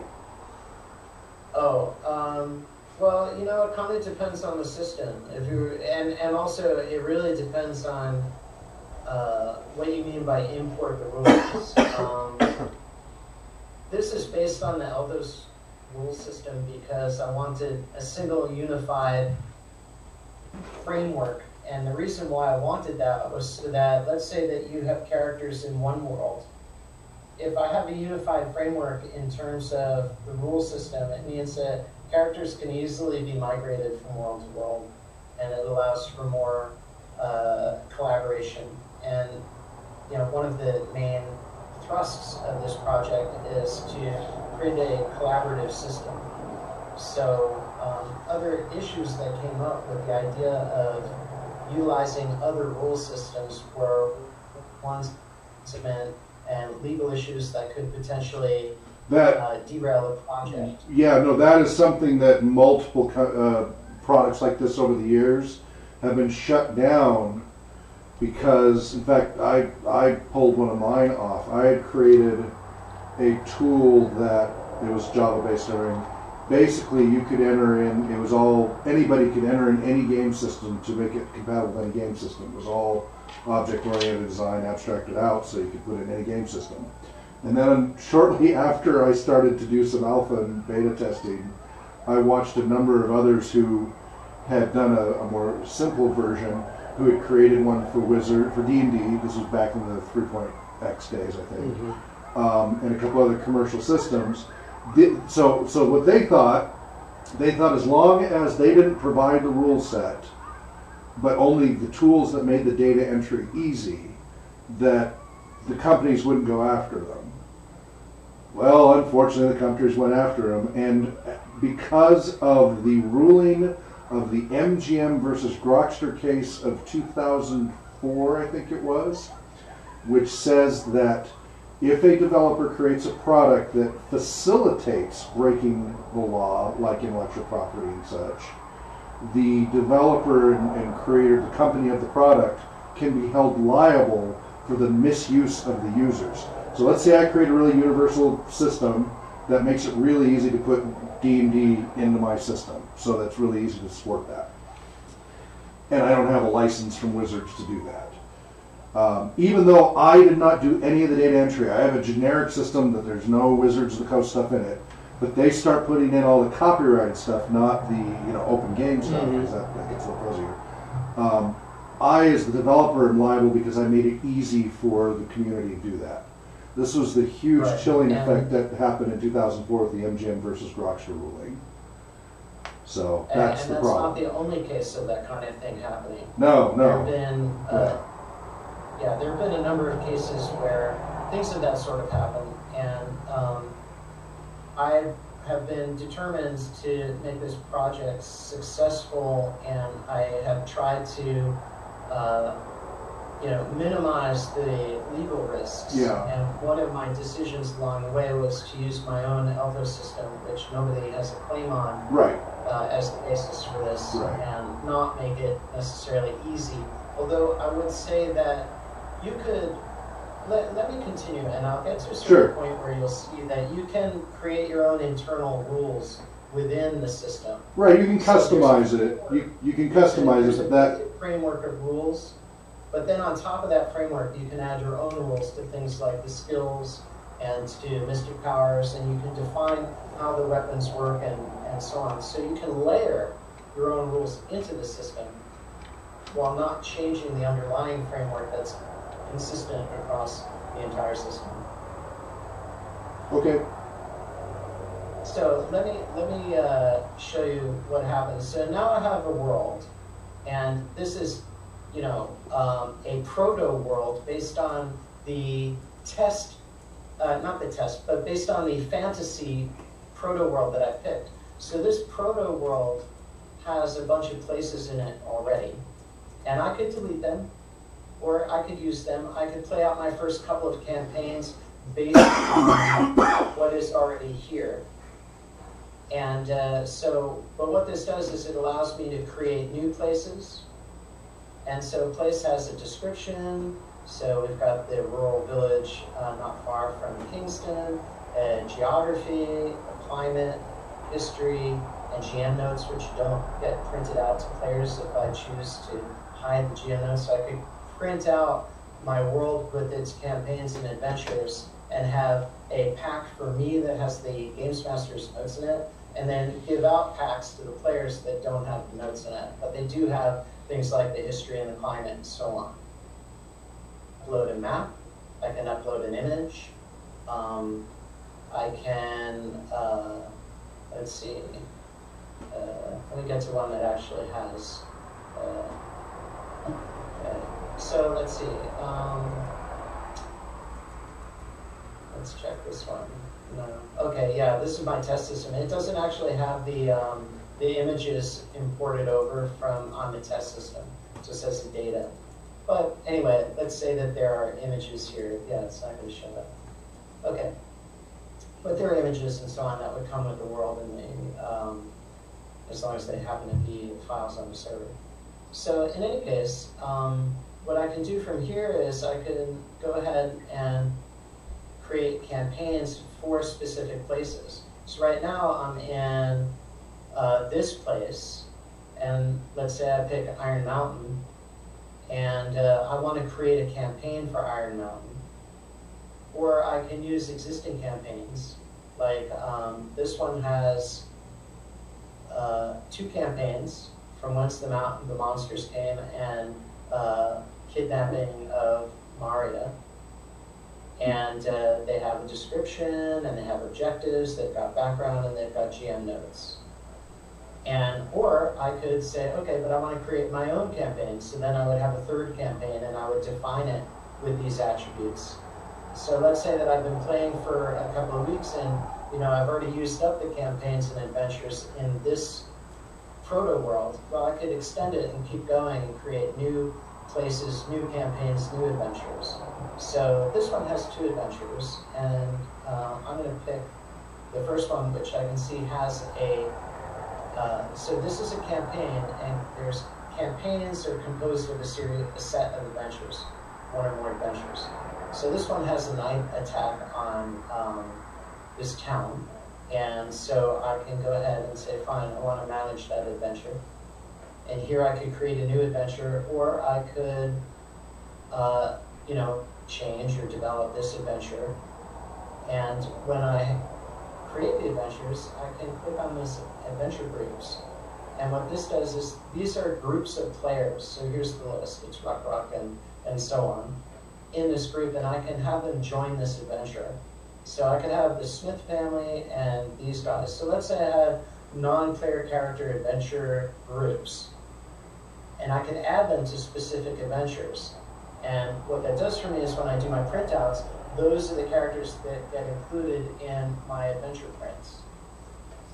They also show up when I'm doing experience gains, so that I can pick the different groups in the adventure and say, okay, the experience gains were against this group, calculate the combat experience, and so on. So there's, that's the purpose of this. I can, once I have, kind of this setup, so I have an adventure with objectives, some background, some GM notes, and then fine, and I can go ahead and say, I'm going to detail this with adventure group events. So the events are what I would say would be the things that happen actually during the game. And this is how I use it, although maybe not everybody's going to use it this way. But, so we're playing, and at the end of the game, let's say, or maybe just before the game, I say, okay, this is going to happen. So these are the events in this adventure. So the adventure is the night attack on Castelluso. And I'm going to say, okay, so the first thing that's going to happen, the first event is there's going to be a big explosion at the gate. That's actually a distraction, because the monsters are sneaking in through the tunnels, but they're going to pull the guards towards the gate. So that becomes the first event. and so on, and I give it a description, and I can say which group is actually doing this thing. And what this does is this allows me to build a sequence. So I'm keeping an order here. So let's say I made this 1. Then the adventures would stack in the order in which they occurred in my world. So these events would, form like the things that happen, or the things that may happen in the future. I may have some of these where, the players never turned left down that corridor. So I have an event, but the event never took place. But it's okay, but I'm prepared for it. So this is this is the game prep, tool that I use to establish what is both going on, what has happened, and what may happen in my world. So once I've done that, then I can, let's say we're finished playing, so it's the end of the night, and I say, okay guys, that was a great game. You achieved your mission goals and whatever. And now what I can do is I can go through and detail what the different characters did in the game. And I can give a reason, so A11, this character's name, that's the name, but, let's say scaled the wall using climbing. Okay, and then I give some comment like, oh, the reason he did this was because of such and such. I can assign an alignment aspect to it, where I can say, okay, he did a military operation or personal or this religious thing he was doing, and the motive was it was a virtue. For that virtue was adventurousness, which changes the alignment of the character a little bit. So as the players go through and they do things in the system, you can assign motives and actions in combination that change their alignment as they play. And so over time, they wind up, if you have players who act really good all the time, they wind up with a lawful good alignment, not because somebody said, I want to be lawful good, and therefore the games master will say, you must do this because you're lawful good. Instead, the way I have this working is you kind of track what the players did, and then you find out what alignment they are based on their actual actions in the game. So that also might be of interest to you guys from a RPG research perspective, because it deals in some sense with psychology and motivation, and why are people doing the things that they're doing, and that can be of interest. But in any case, at this point, I can change the life points, so I can say, okay, in this event or experience gain, the guy lost 2 life points because he slipped for a moment. I could have that in the reasons. I could change the mystic points. I could change the money if any money was exchanged. And I can assign some experience points. So I can say, okay, he earned 3 experience points for making it over the wall. And I do the insert, and it saves it. And what this does is, this keeps a running track record of what people did in the game. And on their character sheet, back when you look at the characters, they can see for themselves, what did my character do? And it will show them the sequence. And that can be very helpful for, if you're running long-term games, especially, where it's like, oh, what did we do with that? Who has the thing? And, they can go in and look, oh yeah, that's right, we gave the thing to the COBOL game, etc. So there's kind of a long-term... Yeah. We got our long-term journal there. Here. Yep. Yes. I'm sorry, I You have the long-term journal there. Right. Yep. Right, exactly. And then you can list the experience gains. So I'll just show that really quick. And right now there's just 1 experience gain. But it shows the adventure. You can move the experience gains around if you need to, and so on. So you can also calculate experience. So for skills, I have this calculator. So you basically say this guy did brawling, and the difficulty of the brawling event was 3 on a scale of 1 to 6, and so he would have earned from this 6 experience points, and then you can apply it. You can also apply experience to all the characters in a group, apply to all members of the group. So let's say it was a group action where they were all doing brawling, and everybody got the ball, and you can give a comment and so on. So it's kind of like and then you apply the experience. It's sort of a time saver. The whole concept of this thing is to try to allow you to keep records, but also save you time, and also create a environment in which you can have ideas while you're on the fly, and you say, oh wow, this would be cool in my world, and you can add it, and it sticks. It's not like, oh gee, where did I put that? I don't remember, and I can't remember the idea anymore. So that's one of the aspects of it that makes it worthwhile. So that is this trail down. So I'm going from world to places to campaigns to adventures to events to experience gains. So that is a drill down path. If I go back to administration, I want to show you a couple of things as well that are cool about what this system does. So here's where I can create things. So these are all the things that I can create in my world. So I have races, classes, and so on. So just pick one at random. And they all have the same format. So there's a list on the left, and then details on the right. If I want to edit the details, I can edit them. I can create a new thing, and so on. So, and I give, for example, for races, there's a habitat, there's a description, there are notes. I might have an info reference, like to a Wikipedia article or a video or whatever, and I can say whether or not it's a player race or not. So players can pick this race for their characters, and if it's checked, if they can't, then I don't check it. I can also do a bulk update where I can see all the races at the same time and compare them.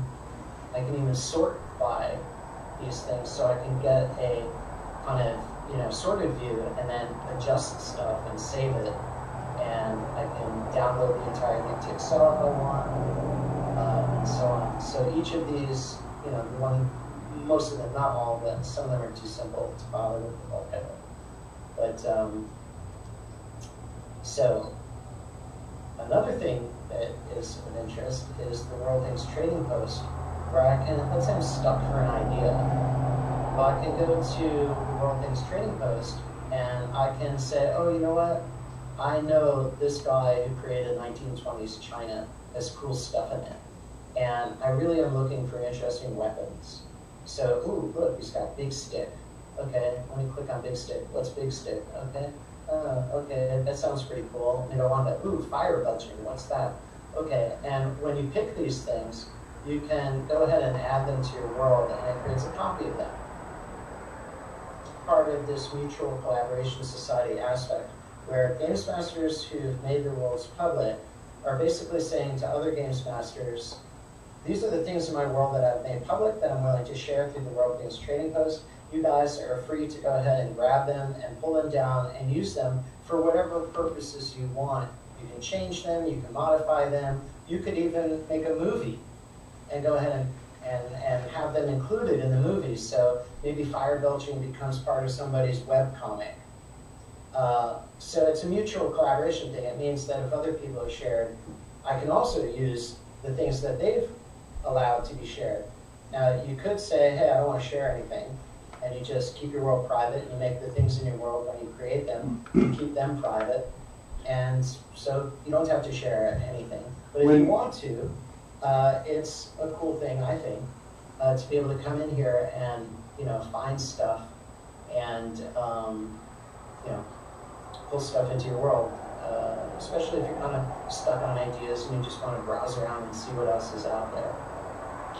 When you do share, when you do decide to share with the public, is that under a public domain? Is that a Creative Commons license? What happens to it?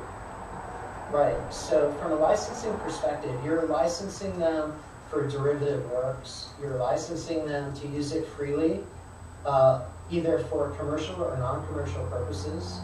And basically, you're saying, if I share this, I'm sharing it to the world in an open sense, and you can do whatever you want. And anything you've shared, I can do anything I want. So yeah, it's the. So are you using the Creative Commons share and share alike?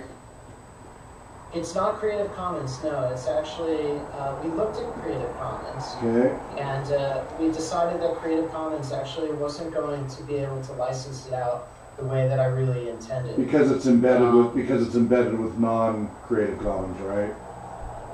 Well, yeah, and also Creative Commons actually has, it does something with the licensing that really didn't work in this context. So what did you go with as a license? I hired a lawyer, a very wonderful lawyer. She's great, and she worked with me to create the licensing. So you created your own license, own open source license, sort of. Yeah, it's Okay. yeah, it's not an open source license in that we got it from some other organization. We actually went through and figured out exactly how do we need to license this to do what I really wanted. And what I really wanted was to allow people to put stuff out to be able to share through the system with each other. Sure. And be able to do whatever they want with those things. No, I totally get the intent. I'm just asking about the specific challenge there, the license. Yeah, there were definite challenges. Yeah. At first, I thought creative license was the answer, and when I talked to my lawyer, and the more we went over it, we realized it wasn't actually that. Okay.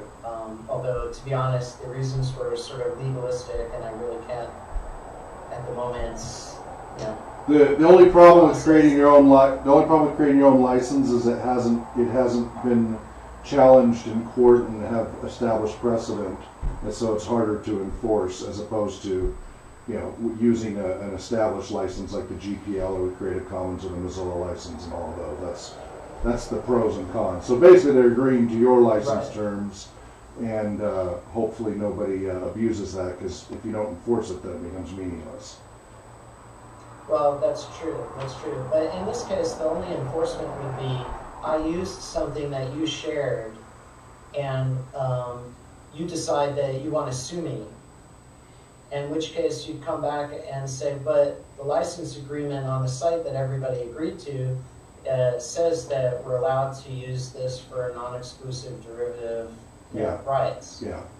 So it's kind of, I don't know. According to my lawyer, Okay. this should work. Okay. Yeah, I don't want to get into the weeds. I'm not trying to get. I'm not trying to get you in the weeds there. It's just something I've dealt with. I've been in the publishing industry and of course the software industry and DRM and all of that, and oh my goodness, it's such a morass. At some point, I'd like to sit down with you and show you the license agreement and get Sure. your opinion on it. Sure. We can do that anytime. Yeah. But let me just continue. But I agree with your spirit. Yeah, go ahead, please. So one thing I want to show you is that if you hover over these little question marks, you do get information or sort of answers to questions about stuff on the screen. So it's always good to hover over those if you're looking around and wondering, what does this thing do? Another thing is that these little things show additional item options, allow you to do things like, in this case, I have this race, and I can assign default weapons and default armors to the race and then update them. And what that does is this additional feature that I want to get to show you, because this is another big time saver in terms of what the application does. So let's say that I go to groups and I click on Generate Adventure Group. What this does is this allows me to pick my races and pull them in. So let's have a combination of these two races here. I can pick a class. So I'm going to have a couple of giant warlocks and some clerics of this type. And I'm going to say there are going to be 3 of these, and there are going to be 2 of these, and these guys are going to be level 2, and these guys are going to be level 4. And I go ahead and click the Generate Adventure Group, and what it does is, I need to give them a name, so let's call them Gen 1 just for now, maybe description, villains of Siberia, wherever. And if I go ahead and generate them, then it gives me the stats for them. And if I go to Manage Characters for Gen 1, which is the group, I can now go ahead and rename each one. I can give each one its own picture. But what it does is it uses what I showed you before in terms of the defaults. So this particular race gets this bear fur vest, and they get these skills because I, as Games Master, for my world, this particular world, have defined those as the defaults for the auto gens. So once I have my world kind of defined, then it allows me to create adventure groups really quickly. And then all I need to do is go in and customize the individual characters. So let's say I want to say, okay, you know, I want to change this guy's skills and either swap it out or he's still got a bunch of skill learning points left. But it gives me the defaults. So that can be a really big, and it has been for me. I've been using the system to Games Master my own whiteboard campaign for, you know, and it's been tremendously helpful. So anyway, that's about it.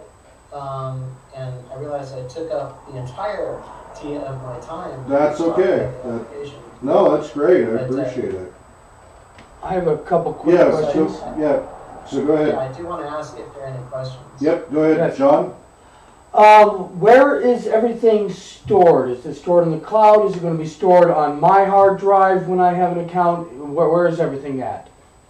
Right. So everything is stored in the cloud on our server, you know, at the hosting company. But you can download everything that you create into Excel sheets and keep them locally if you want to as well. And is this very secure? This cloud server, everything will be on? Yeah, I mean it's secure. I'm not the owner of the servers, so it's on a shared serving system at a hosting company called InterServer. They have a very good reputation. I don't think that there are security issues. In fact, I did some research on them before I decided to sign up with them, and they have a better reputation than many other hosting companies. So I think that, yeah, from a security perspective, it's reasonably good. Okay. Anything else? Nope. Charles? Nothing I can think of right now. Dan? Did Dan just leave? You have any questions? No questions. Okay. Okay. So anyway, I don't know if this is something that you guys would find useful. I'd be willing to give you the free beta account as a as an offering because I like your organization and I think you guys are really onto something that's awesome. And I think that maybe if this tool does look useful to you and you wind up using it, I feel like I'd be making a contribution to your organization that way. Yeah, no, that sounds great. We'll talk about it amongst ourselves and see. I'm of course always wanting to try new things out, but my bandwidth is so overloaded. So I'd want to see if anybody here wanted to take on. So this does tie in beautifully with one of our topics in our meetings of late, which is having a centralized resource for journaling of the campaign. So, for example, when I run a game down at Spark Central Community Center, and I had to be down in Tucson or somewhere one month, and some of the other volunteers took over running that particular group that week without me being available. And luckily, because we've been coordinating and it was the same adventure that everybody had been training in, that went pretty smoothly. But now that particular group is now in a campaign that I wrote myself that they played in, but they've never run.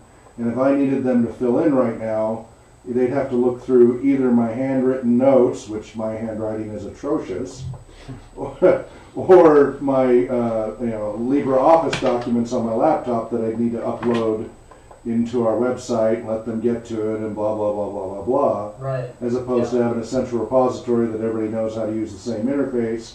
And they go, okay, click on Hawk's campaign, click here, notes from last session. Okay, I see that elf this and dwarf that, and oh, okay.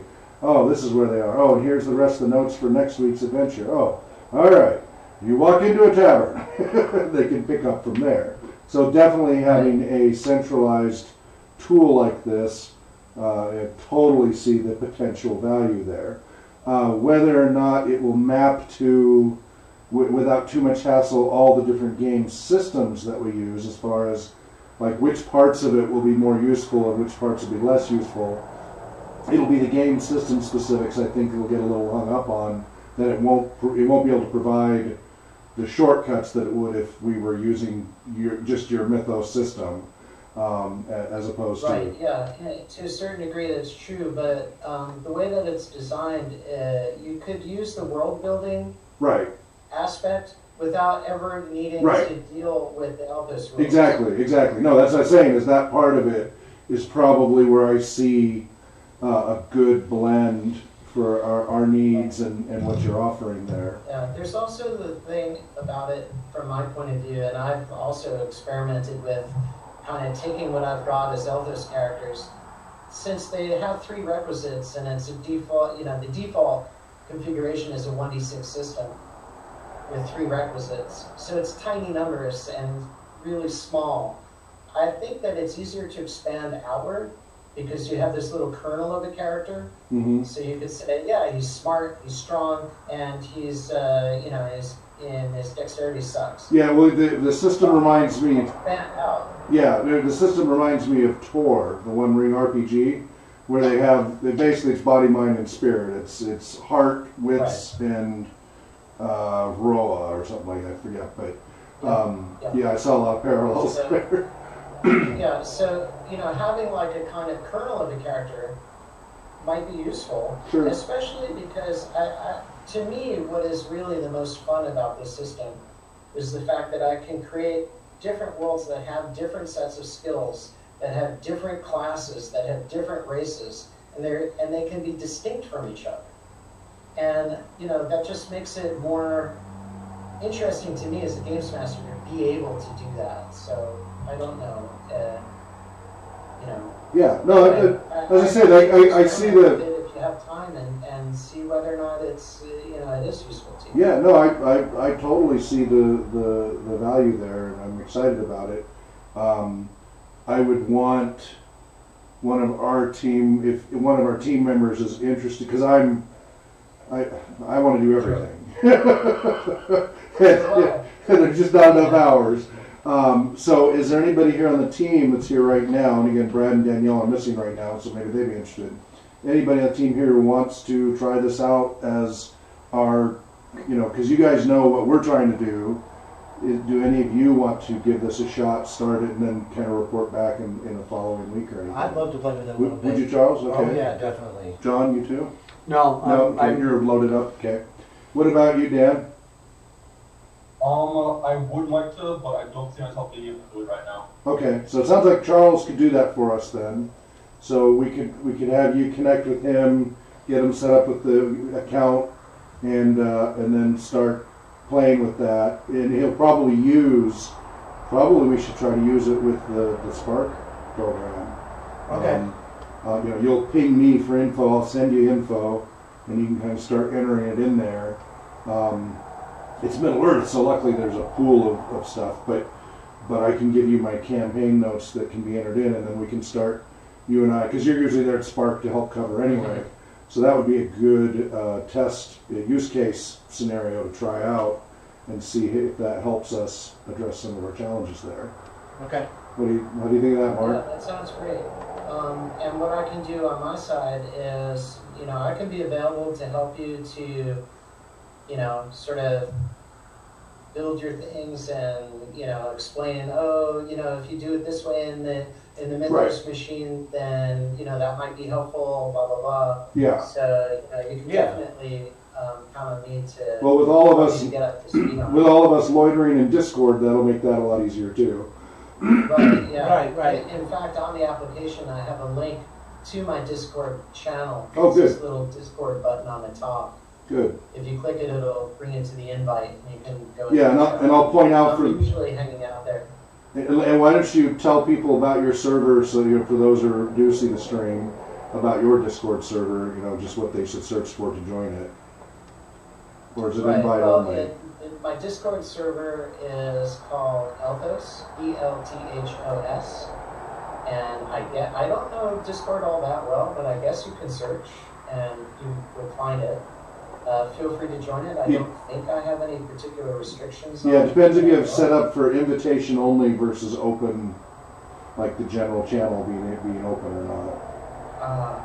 It's funny because I don't recall having made a particular choice about that. It's the little So gear. maybe it is It'll set be a up. little gear icon for your Invite servers. It'll be a gear icon for your server settings. Okay, So, well, I'll take a look at that. okay. Next. They keep As changing. soon as we're done. Yeah, they keep changing it because the defaults, I think, used to be open. Then they went to default to invitation only, and then I don't know where it's at right now. But so that's just definitely something to Yeah, look into. I'll check that. I think Cool. right now it's probably on the invite only. Okay. So, but I'm not sure. Yeah. Okay. Well, very cool. Well, thank you very much. I really enjoyed that. I see you put a lot of work into that. And Yeah, there's a few man hours behind that thing. indeed. But yeah, I'm looking forward to see how that works out and see if we can make that easier because we are all volunteers and things hand off from week to week unpredictably. It's not like a normal for-profit company where there's a little bit more reliability of who's going to be there each day. Sure. This might help fill in some gaps pretty nicely. So, and we'll certainly be some good guinea pigs. To you guys. Anyway, but thank you very much, and more importantly, thank you generally for what you guys are doing. Thank you. I'm really looking forward to seeing your progress over the years. It's just awesome, and in the long run, I hope to join your team. Well, That would be cool. That would be awesome. Well, fill out the volunteer application and start the process. Okay. It's right there on the front of the. Can you send me a link in the Discord because I'm not even sure where to go. I cleaned it up. If you go to rpgresearch.com, there's a big red button that says join as volunteer. Okay. All Your right. volunteer application. And, It's right there. I know we've kind of talked about it in the past a little bit. There is a distance issue. I'm in New York, you guys. Right at the time. So I'm not sure if that plays into it at all. But No, I can provide technical support and things like that. Right. You guys No, can help with that sort of stuff. Exactly. We have both local and remote people, that we're building the team. So you've seen I've been working on trying to get the online platform for all the volunteerism to be more distributed. And so we've got a dozen people in the queue that are not in the area that we've got to go through all their applications. It's been the local ones that are a little trickier to find. We're definitely trying to make it so that we can all work together as a team, no matter where we are in the world. The only challenge just being time zones and sleep. But other than that, the technology is getting pretty good, so we can collaborate pretty effectively. Just fill that out and put in comments for areas where you'd like to help, and there's a whole process. And that'd be great. All right, very good. All right, thanks a lot. All right, thank you. right. And thank you very much, guys, and hope to talk to you soon. Look forward to it. Look Take forward care. to it. I will hit you up on the Discord to start getting in touch with each other and. Okay, great. And he goes by Snaga on our Discord server. Yeah, I'm Snaga, so you know. Snaga? Okay, great. All right, cool. That's All right, I'll get in touch with you. okay. It's Orcish for slave. Nice. All right, good night, take care, guys. Mark. So, if Mark, you want to say goodbye, and we're gonna hang out in here with Dan. I think you already disconnected. Okay. So, Usefulness. yeah. It seems to be mostly geared towards one system. But as far as the system parts, yes. right. But as far as journaling what has happened, Right. that looks like it might be more useful. I kind of like the idea of tracking alignment shifts. Yeah, I was going to ask how you thought you might be able to use that as the shadow. Yeah. It would work more like a sliding scale, right? Well, yeah. So alignment is, you know, a D&D-ism. Okay. Crap. I got to get Dan back in here before we proceed. Okay, well, while you do that real quick, I'll Yep. get a cigarette real Yeah, quick. go take your break. We'll streamline everything here. Because my drink's alcohol.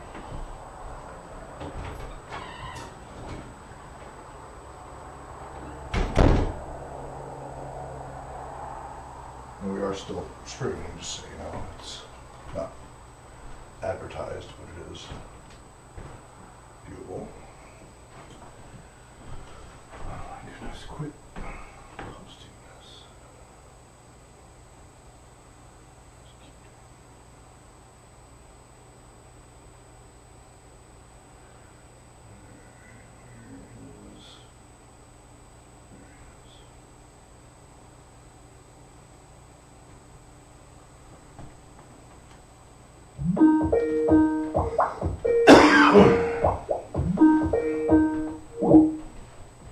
He hung up.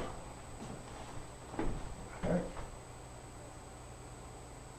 How could you become mad this easy? No, just kidding. What? You got mad and he hung up on you.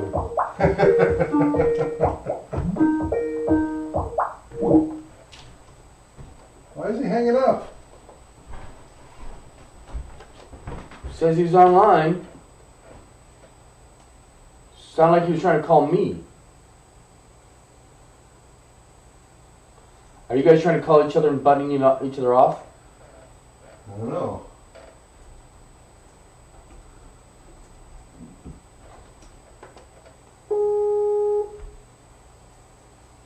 Daniel?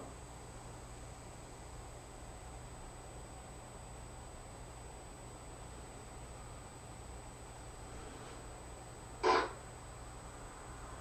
you get him? Don't know yet.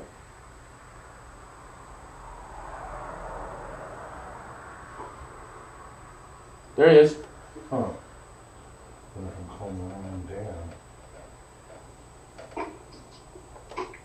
Dan? Dan, you see me? Yeah, Mary. Where you? There you are.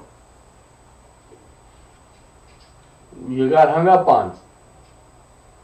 Yeah, your video cut out on Google Hangouts. Well, yeah, it was his hangout. So when he hung up, it kicked us out. Ah, okay. But we got to get you back up on the big screen here. If I just call you, will that work? Go ahead and try the RPG Research account. Try to add me to the listing.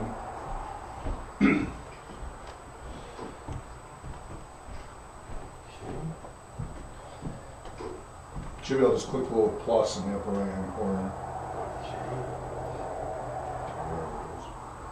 You know, for me to get the video to work on Google Hangouts, I had to like shut everything down in Skype, so Go ahead. I had to re-sign in and everything. Yep.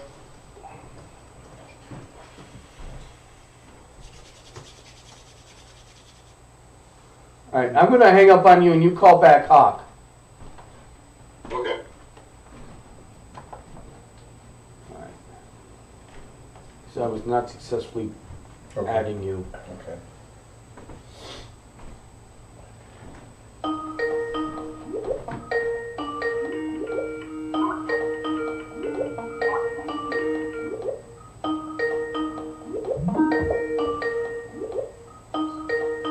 There. Alright, and everything on my side.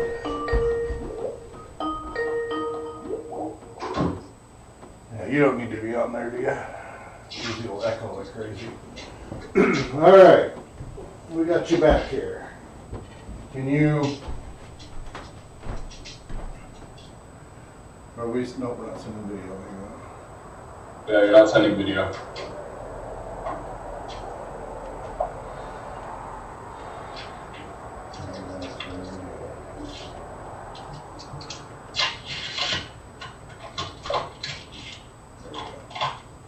All right, there we go. There we go. Okay, so we were talking about what we thought of that platform. So, John, you were saying? It seems to be more useful for journaling. Mm-hmm. Not sure how useful that is to have a separate platform for that. Mm-hmm. Also, it's on a cloud server, which means for HIPAA. Well, Yeah, yeah, we we had- wouldn't. Yeah, you're right. We couldn't use it for any of our. We couldn't put any Client names. They all have to have names or aliases. data. It'd all have to be just. Well, it'd all have to be campaign info. It couldn't be player info. Right. We could add the character names, what the characters do in the story, and all that can be.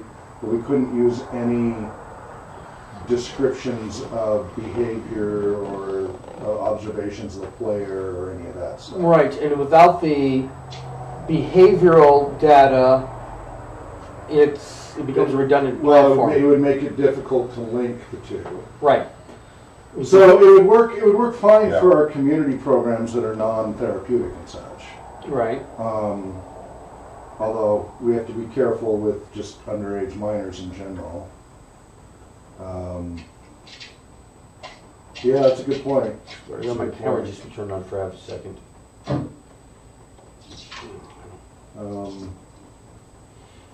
Well, I think let's. Everybody at Sparks is underage. Yeah. But as far as the campaign side, so the story side of like, hey Charles, I need you to run Spark for me tonight. Here's my notes. Take over. Okay, I'm basically, not sure that's the best platform for that. I'm not sure it is either, but I think it's a good experimental Yeah, I'd like to starting see point. what your results are. As I when say, you we place should it. try it out and poke holes in it as needed and write down what's missing for our needs. But we haven't tried Right. a centralized app for that, and I would like us to try it first before we poo-poo anything. I think it would work best if we were using his game system. Yeah, but that's not really an option because we're always going to be doing different game systems. Right.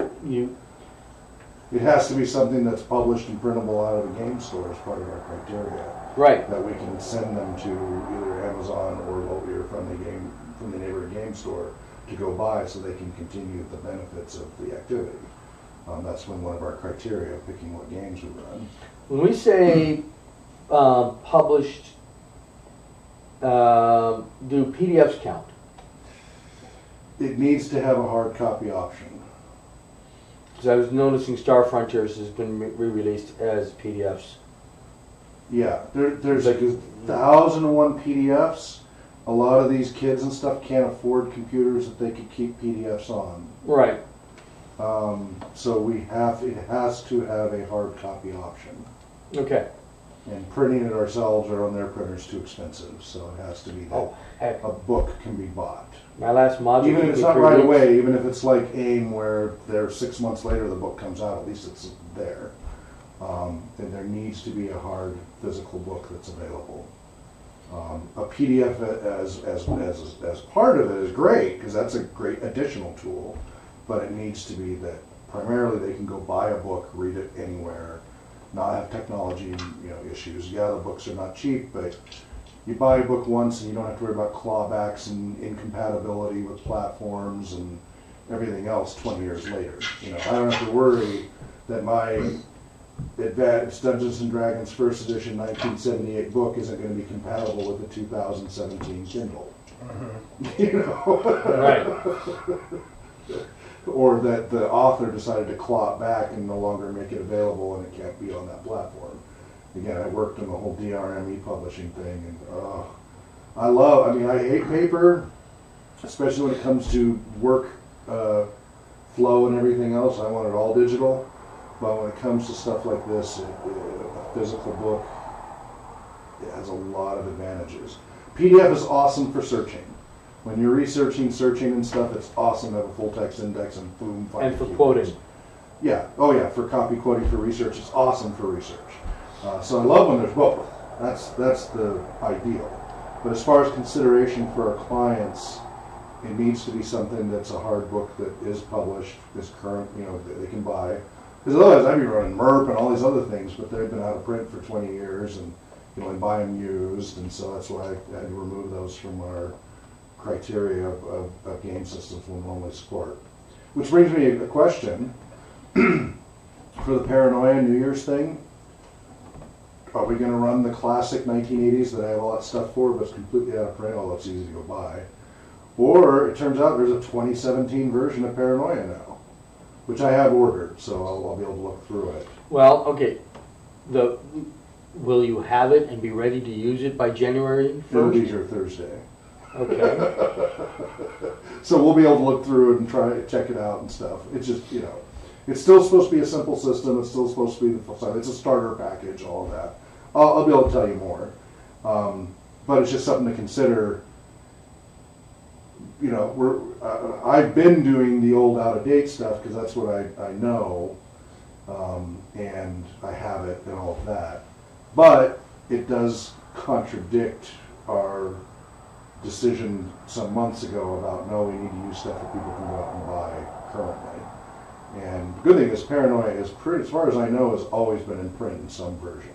It keeps changing hands, but as far as I know, it's always been available. Right. And I don't generally recommend Paranoia for any of our client base. For pure entertainment, it's great. It's a hoot. I love Paranoia. I don't think I'd ever use it in any mental health or juvenile setting. That's just not the right population for that. It's just like there's so when you're suffering from real paranoia, this is not the game to play. After having watched it, I get what you're saying about having mature players. Yes. Because even though there was mature players in that group, it got a little wackadoodle. It is. Oh well. You play with Will Wheaton on Paranoia. Oh my goodness, you're in trouble. Right. I would love it, but yeah, you're in trouble. So the criteria we've set for availability, that's for products that we are using in the therapy groups, right? So one-shots that are being done for charities, we can public do whatever. display, Yeah, we anything. can do whatever. But we want to, if we can, use an in-print version, because when we do promotional events at conventions and whatever, often people will then say, hey, I love this. How can I do this? Oh, well, you can go try to find it on eBay, or, yeah, it's impossible to find for less than $300, or Right. I don't want to have to give them that answer. There are times I've had to do that. I'm like, yeah, sorry, look around for it. If you really like this, like Rollmaster 2nd Edition. There's a newer version of Rollmaster, I don't care for it, but we'll do it because it still gets the same general point across. Right. But I think with the image that we're going to have of trying to be the leading edge and cutting edge of this research and implementation, what we should be broadcasting should be leading edge as well. Okay. I well, don't think we should appear behind the times, really. well, I think as far as compare and contrast, it's okay. But you're right. I think the lion's share should be the in-print stuff. But I do think it has to have a physical copy available. Right. If we go down the road of all, there are so many indie PDF-only games out there, we will drown. And so, Well, I'm talking about for like Paranoia, the one shot. right. If they offer it now, if Paranoia didn't offer it, we'd still run Paranoia. Okay. Right, if it's out of print, it's out of print, but Paranoia is a distinct, unique game. There's no other game quite like it, and it's good for people to be exposed, then we're going to run it. Okay. But if there is an in-print version that doesn't suck, that's it. So, for example, Serenity versus Firefly. Right. The Serenity RPG was the Cortex 1 system from Margaret Weiss Studios, And it was okay. It's very lightweight, pretty freeform, but it had an equipment list, and it was still close enough of a role-playing game system that everybody enjoyed. And the setting was beautifully done. The humor, it was like everybody loved playing Serenity RPG every time I ran it.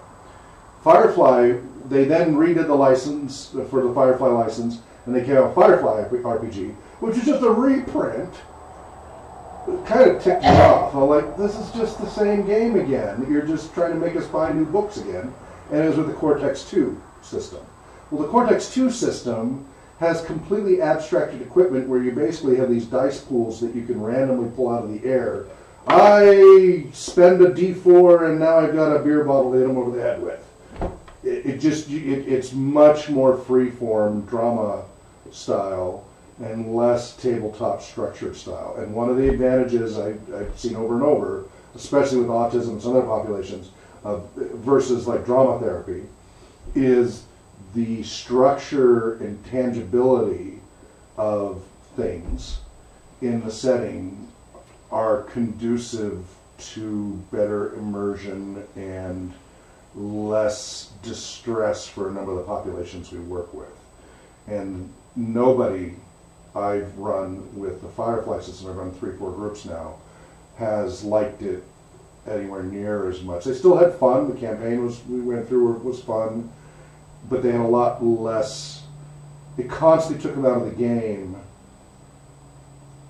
Ironically, I thought, because it's supposed to be freeform, but it constantly took them out of the game to have to do this dice ran. Anyway, didn't like Firefly at all. Right. Same identical setting, same publisher, same everything, except the system was different, and that was the one that's in print. And I just went, we're running Serenity. If you want to do a Firefly campaign, do the Serenity RPG. Don't do the Firefly RPG. I just can't recommend it. So there will be times where we run into that. Like if it was D&D 4th edition right now, I'd be like, do Pathfinder or something. I could not recommend D&D 4th. I'm sorry, Dan, but I couldn't recommend D&D 4th edition. What's that? The entire length of 4th edition for me to properly come to terms with how much I disliked it. Okay, I had to get past the knee-jerk reaction of, God, I hate this system, to, no, why do I really hate it? Right. Yeah. And again, if somebody wants to run 4th edition, you're our guy. Because you're the only one who... No, that's not you. Who was it? Who was it who's 4th edition? I'm not running 4th edition. Oh, maybe that was... But you did run it quite a bit. Okay, but you now have decided you don't want to. Okay. Yeah, okay. Played in 4th edition. I'd run it if I had to. Nope, you won't. So yeah, luckily 5th edition is in print and pretty good. Don't play 4th edition. I'm talking to my roommate here, and he says that he's run 4th edition, but even he has PTSD from running it. Yeah, okay. So anyway, so that's there's some caveats to our standard for that, but that is our guideline. That we do try to use what's in print. It has a physical print available, if not right away, soon. So that way people can go buy it off the shelf or online in a physical form. So if they don't have computers and such, they're not dependent on that. We have to always take that into account. And that's getting harder because more and more games are coming out PDF only because for publication it's so much cheaper and easier to just release a PDF. Printing is hard and it's expensive. And it's risky because you have to keep inventory. Digital is easy. I mean, again, I was CTO for Mighty Words. We were an online digital publishing company, ebooks and everything, and way easier than trying to have a bookstore, a physical bookstore. So I understand it, but for the experience and consideration of others, it needs to have a physical book. So anyway, I look forward to what you can, how the evaluation goes with that platform. We'll see. And even if it doesn't work out, it may or may not. It might just be another tool we use, like Google Docs is a tool, Right. and Discord is a tool, and Skype is a tool. Those are all disparate tools. They're not integrated. So that's kind of best of breed versus homogenous, all together. and you have to just see what works and makes things what's most efficient. So it'll be interesting to see. I think it'll be really. I think we'll find some things we really like and other things that go and then we'll have to decide if it's worth it to add it to our tool set of tools, or if it's more effort than it's worth. But we won't know that unless we give it a really good effort. So I look forward to that. All right, we got to get rolling along here because I want to make sure we get through education and quizzes tonight. RPGeducation.com. Would you guys all please point your browsers there? And if you've not already created a student account, go create a student account. RPGedu.com or education.com, either one. Or RPGcollege.com. Or RPGinstitute.com. Or... You're going to make sure nobody comes in on us. Well, there's already RPG School and a few others out there, but they're all cyber squatters. So, yeah, I think I broke over 100 domains now. Again. See, I weeded them all away when I retired. RPGnotwheelhouse.com. Okay, how fast delivers to... Wait, so you go in there, RPGeducation.com? I already did that. Okay, you already created an Signed up account? and everything, yeah. Excellent. Not log in, log in. You got to create an account. Well, where's the button for that if it's not log in? If you hit the login, You hit log in, it'll then ask you. Okay, so let's find out. Okay. First time here, create new account. By the way, there's also ecom.rpgtherapeutics.com, which is where the store is for credit cards and stuff. That will be where all the processing for payments will be handled for that platform. Still setting that up. But On where? ecom, ECOMM.rpgtherapeutics.com. But don't worry about that. That's a back end thing. Yeah, that's true. But I am setting up. I've already set up a PayPal. PayPal account. I'm getting all that e-commerce stuff set up so that payments will happen. That's the RPG Therapeutics side. But Can I use my full name as username? Use whatever you want, I guess. Well, I was... Username usually wants short. Then you can add your profile. You can put your full name as your profile description. But yeah, you can do that if you want. Whatever you want. It's not like there's a whole lot of people on there yet. That's not the issue. I was wondering character levels and stuff like that. Oh yeah, no, there's no limit. They're all 32 or something. You'll be fine. So that platform is Moodle, which is an open source education product. A lot of schools, colleges, high schools use it all over the world. When it's ready, I can actually advertise on the Moodle database that it's ready, and all the other schools will get an advertise. So if somebody does a search for a particular course, it'll search all the Moodle schools around the world and find. So if you do a search for role-playing game class, it'll show up through all those schools and point them there. So there's a lot of advantages. What I don't like is it's PHP. I hate PHP with a pure purple passion. It's incredibly insecure. I'm probably going to move it from its current GoDaddy platform to probably the OpenBSD server I have at some point.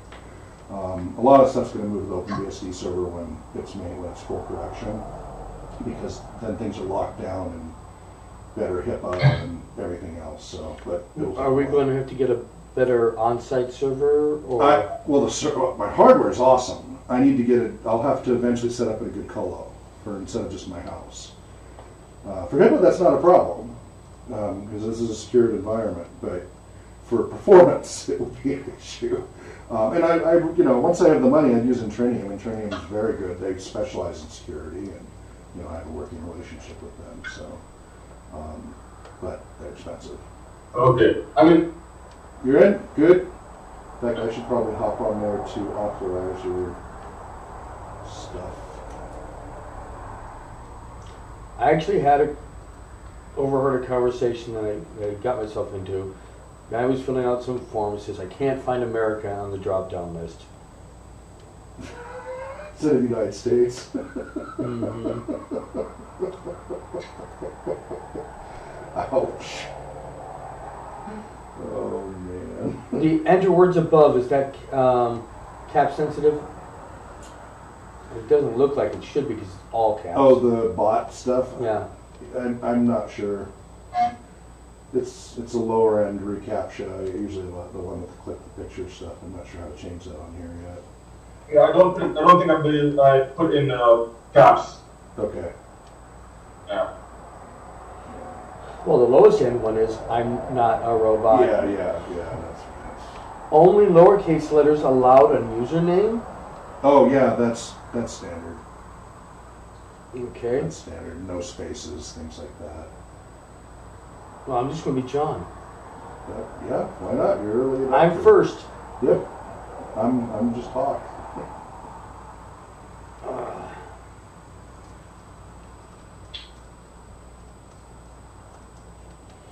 So are you logged in, Charles, or are you waiting for approval? I'm logged in. You're logged in. Yep. Reread you the are. thing. I'm not an alien. So Daniel, we're just waiting for your. So Daniel, you have to check for your confirmation email Okay. and click a link for that. I heard Data is going to sue all the bot things for discrimination against robots. It's not What was that fake being news. volunteered for? What? What was that being volunteered for? No. He was saying Data was going. He was making a joke about Data, the android, suing over. Anyway, it was just a funny comment. It had nothing to do with you. I could target the next one at you if you want, but Yeah. So anyway, once you guys all have accounts, that's good because next week I hope to have your next week's quiz on this platform. So I need your accounts to be there so I can enroll you to take the quiz next week. am I approved in? It It says I'm not logged in. You have to. Let's see. Have you clicked your authorization email? Oh, No, you still got to do your authorization email. I guess I better open my authorization email. Yes. Which means I have to open my webmail, which I Yeah. don't keep open because it will close on me anyways. Yeah.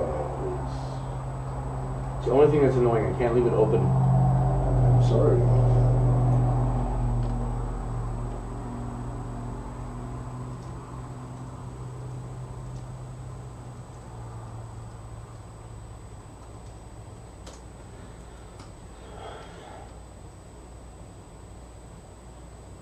Dr. Keen's actually, hey, is there anything new yet? No?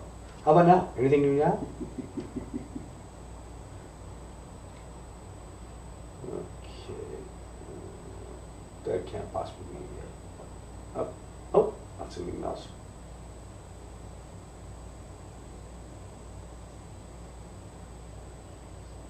Account confirmation.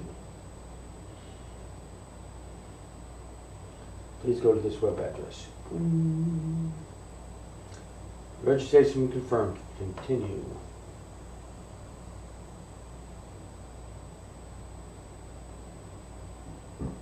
Excuse me.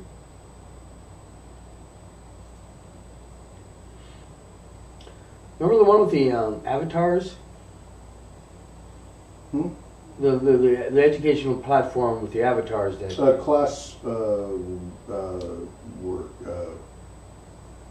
Yeah, no, I still have that. The platform wasn't very robust and it cost me money. Moodle is open source and free. Winner! And widely adopted and included in platform learning, so that makes a huge difference. All right, let's see. And right now there's nothing loaded, right? Yeah, you won't be able to do anything yet. It's just they need your accounts creates because what will happen is after I finish finals this week, I'm going to put you all into a class so that next week you can all use the online quiz instead of what we're doing with paper and stuff right now. And then it'll all, that way Dan or Brad or whoever can be in the exact same system. And it can do the grading, it can do, it'll multiply. You know, I've got a dozen people waiting in the queue to join our volunteer team, but trying to teach that many people without improving our efficiency first will be a nightmare. Right. But by getting this platform ready, that'll make it a lot easier to train everybody. So it'll go a lot faster for everybody concerned. But there'll be growing pains and process and transition and bugs and software and all that. Okay, so this is used for testing. Can it host an online class? Totally. Well, click the RPG education thing. Yeah, I can do all of it. And then scroll down below the announcements, you'll see course categories. Okay, navigation, home, search, site announcements, and courses. And below that, yeah, courses. You can see all those classes. There's over 60 classes outlined right now. Some are more complete than others. Certification exams, all of it. Video, live classes, interactive forums, there's chat, everything can be done through this platform. This is a pretty well robust, it has its own warts, but it's a pretty robust education platform. I don't know if you guys knew, I was part of the Franklin Covey online education team back in the 90s, early 2000s. And Franklin Covey is the whole Stephen R. Covey, 7 Habits of Highly Successful People, What Matters Most, as well as the Franklin side was Franklin Day Planners and everything. And so I was one of the architects for a lot of the online programs there. What's that? I kept trying to get into those Franklin Day Planners. And buy them and then not use them. Yeah, the paper ones I never used, but they created electronic versions that were really helpful. But anyway, the point was we created all these online courses and everything, and so I have a lot of experience with online curricula and such, as well as I've taught at multiple colleges. So, I mean, I'm a student and I've been an instructor. I'm the whole spectrum, so. All right, so that's good. We'll come back to that next time. I just want to make sure you all have your accounts. I need Brad and Danielle to do the same thing so they can do the tests. Okay, I gotta get going here because time is flying. Oh, so much, never enough time. Okay, so as I said, RPG Therapeutics LLC is donating RPG Research Access to use parts of the platform for testing. We won't need it for classes at this stage. As we get larger, we will probably use some of the classes, use some of the parts of the platform for classes. We'll figure all that out. Another thing is that we put up a poll. This is on patreon.com/RPG Research. We have a poll asking Patreon supporters, or people considering being Patreon supporters, is it worth it at a higher level of Patreon support if you can get some free classes that are donated as coupons from RPG Therapeutics so that you can go take a $300 course for free if you've donated for 6 months at the $35 level or something, or whatever. I threw it in. Right. There's a poll up there. So you guys go to Patreon, and all of you should vote as well. Patreon.com/RPG Research. There's 3 polls. One, should we do our Paranoia broadcast over Twitch or YouTube or something else? I might as well go there so I don't lose track here. I'm opening it up right now. So Patreon.com/RPG Research. Okay. Yeah. It was funny to see Mark had like a gazillion tabs in his browser as well. Yeah. It's like, oh yeah, I relate to that. Can't single task. Okay, and then getting a bug. And then click on posts when that first page loads, and then that'll give you the polls. Posts, got it.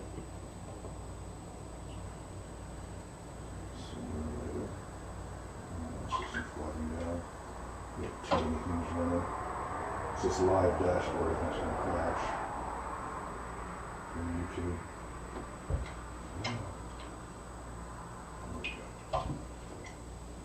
Alright. I think it's definitely worth. Put in your vote. And we'll gladly discuss it, but get your vote in. Dan, are you there as well? Huh? Are you there as well? On the Patreon or The Patreon voting, to vote on the 3 polls. yeah, I just signed on to Patreon. Okay, so patreon.com/RPG Research /posts. And then, so where do you want us to stream? YouTube, Twitch, or other? We've got 5 votes so far. Mostly YouTube. More, and then the next post is more game and or meeting session streaming. Yes, more both. Yes, just game sessions. Yes. You know, anyway, there's several options there, or no, or other. There's 3 votes so far. All for yes. There should be, there's one for the education, I guess. Go past that. Oh, and then the very top one, sorry, is offer RPGeducation.com coupons with Patreon membership. Yes, definitely worth it. Maybe, but need more information. No, don't waste the time. Or other. And there's been some good dialogue on that one. People asking some good questions and been answering and such. So those are the 3 polls to fill out and get your word in. All right.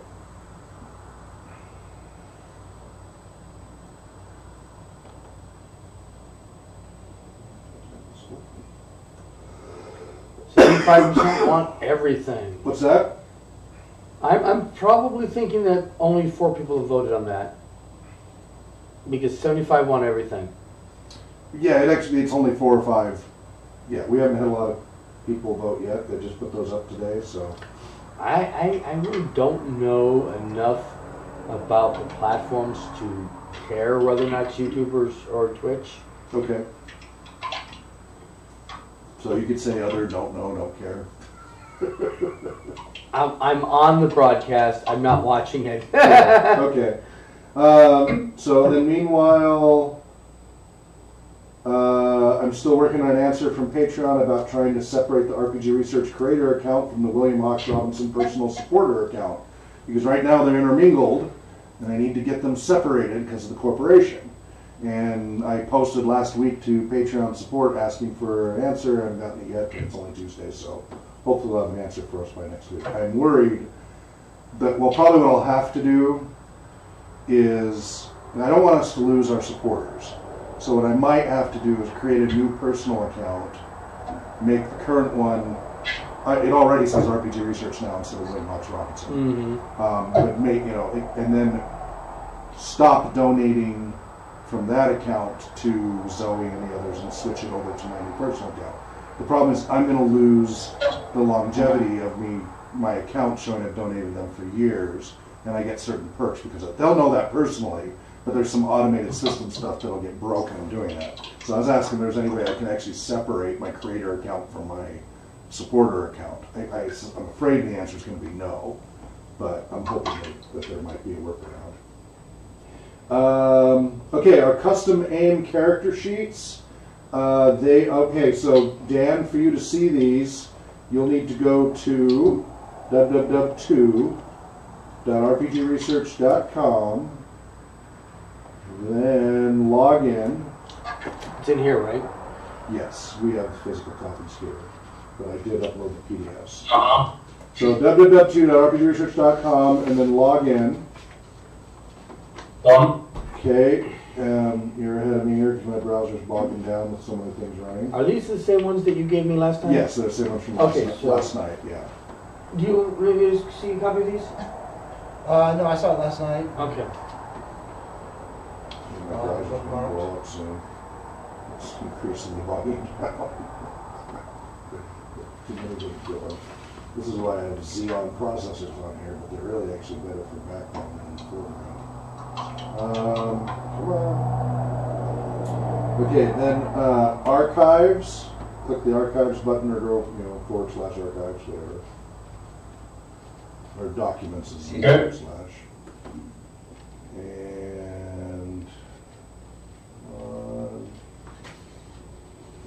And I'm trying to close a whole bunch of tabs I've got running. Symbol/portrait? Yeah, click on the RPG Research Project specific archives. And then scroll down to staff access. It's the second from the bottom, staff access. Can you see that above brochures? Yes. Okay, go ahead and click that. Now you will see a number of PDFs. There's also a lot of videos in the video audio folder. In there, you will see the Adventures in Middle-earth character sheet, page 1 of 2, and character adventure sheet, page 2 of 2, and character sheet, page 3, alternate. So go ahead and view each of those. So these are customized versions I did yesterday while we were playing AIM. Just a few customizations on page 1. We add comeliness. We've got a number of house rules as well. We'll discuss that another time. And then on page 2 is a whole bunch of stuff to enhance the campaign experience. And we'll go into more detail next week, or not next week, next week's the crunch, the week after that. But these are worth checking out. And then page 3 is the Adventure Journal. This is all specific to Adventures in Middle-earth and the One Ring role-playing game. But those are worth noting because that's one of our default platform systems that for programs that we implement. You'll also see in there the RPG code of conduct for broadcast, but it's also our general RPG code of conduct. I don't know if you've seen this is the 2017 January 9th version. Was it in It was the con? At the con? Probably, yeah.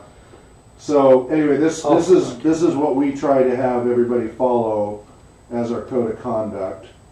And it has things like addressing hygiene, taking turns, interrupting, being kind to others, conflict resolution, etc. It's about 4 or 5 pages. Get to know this code of conduct well. If you see errors in it, please let me know and I'll fix them. There's always things to fix. But get to know that code of conduct well, because this governs all of our programs, whether we're online or in person. Charles, did you have something? Having a hard time. Went to archives. Okay, yeah, archives, then the RPG Research Project specific archives, then staff access, second from the bottom. What level Second is from the this bottom meant for for? me is FAQs. Okay, so there's something wrong. Let me check your account. Maybe you didn't get added to the group. Because Dan can see it. I know it's not just me. What was that, John? Yeah. Is I'm this- not logged in. I'm not logged in. How did I get it? Oh, your session might have expired. What's that, Dan? I was able to see everything. Okay, yeah. Charles, you've got permissions, I think. But your session might have expired. Yeah, that's what I think happened. Yeah, it times out eventually. Will this be the same code of conduct that is used by the clients? That we template it pretty darn close, yeah. We pretty much use the same code of conduct. So we'll just add a line at the end to sign I've read and acknowledged. Exactly.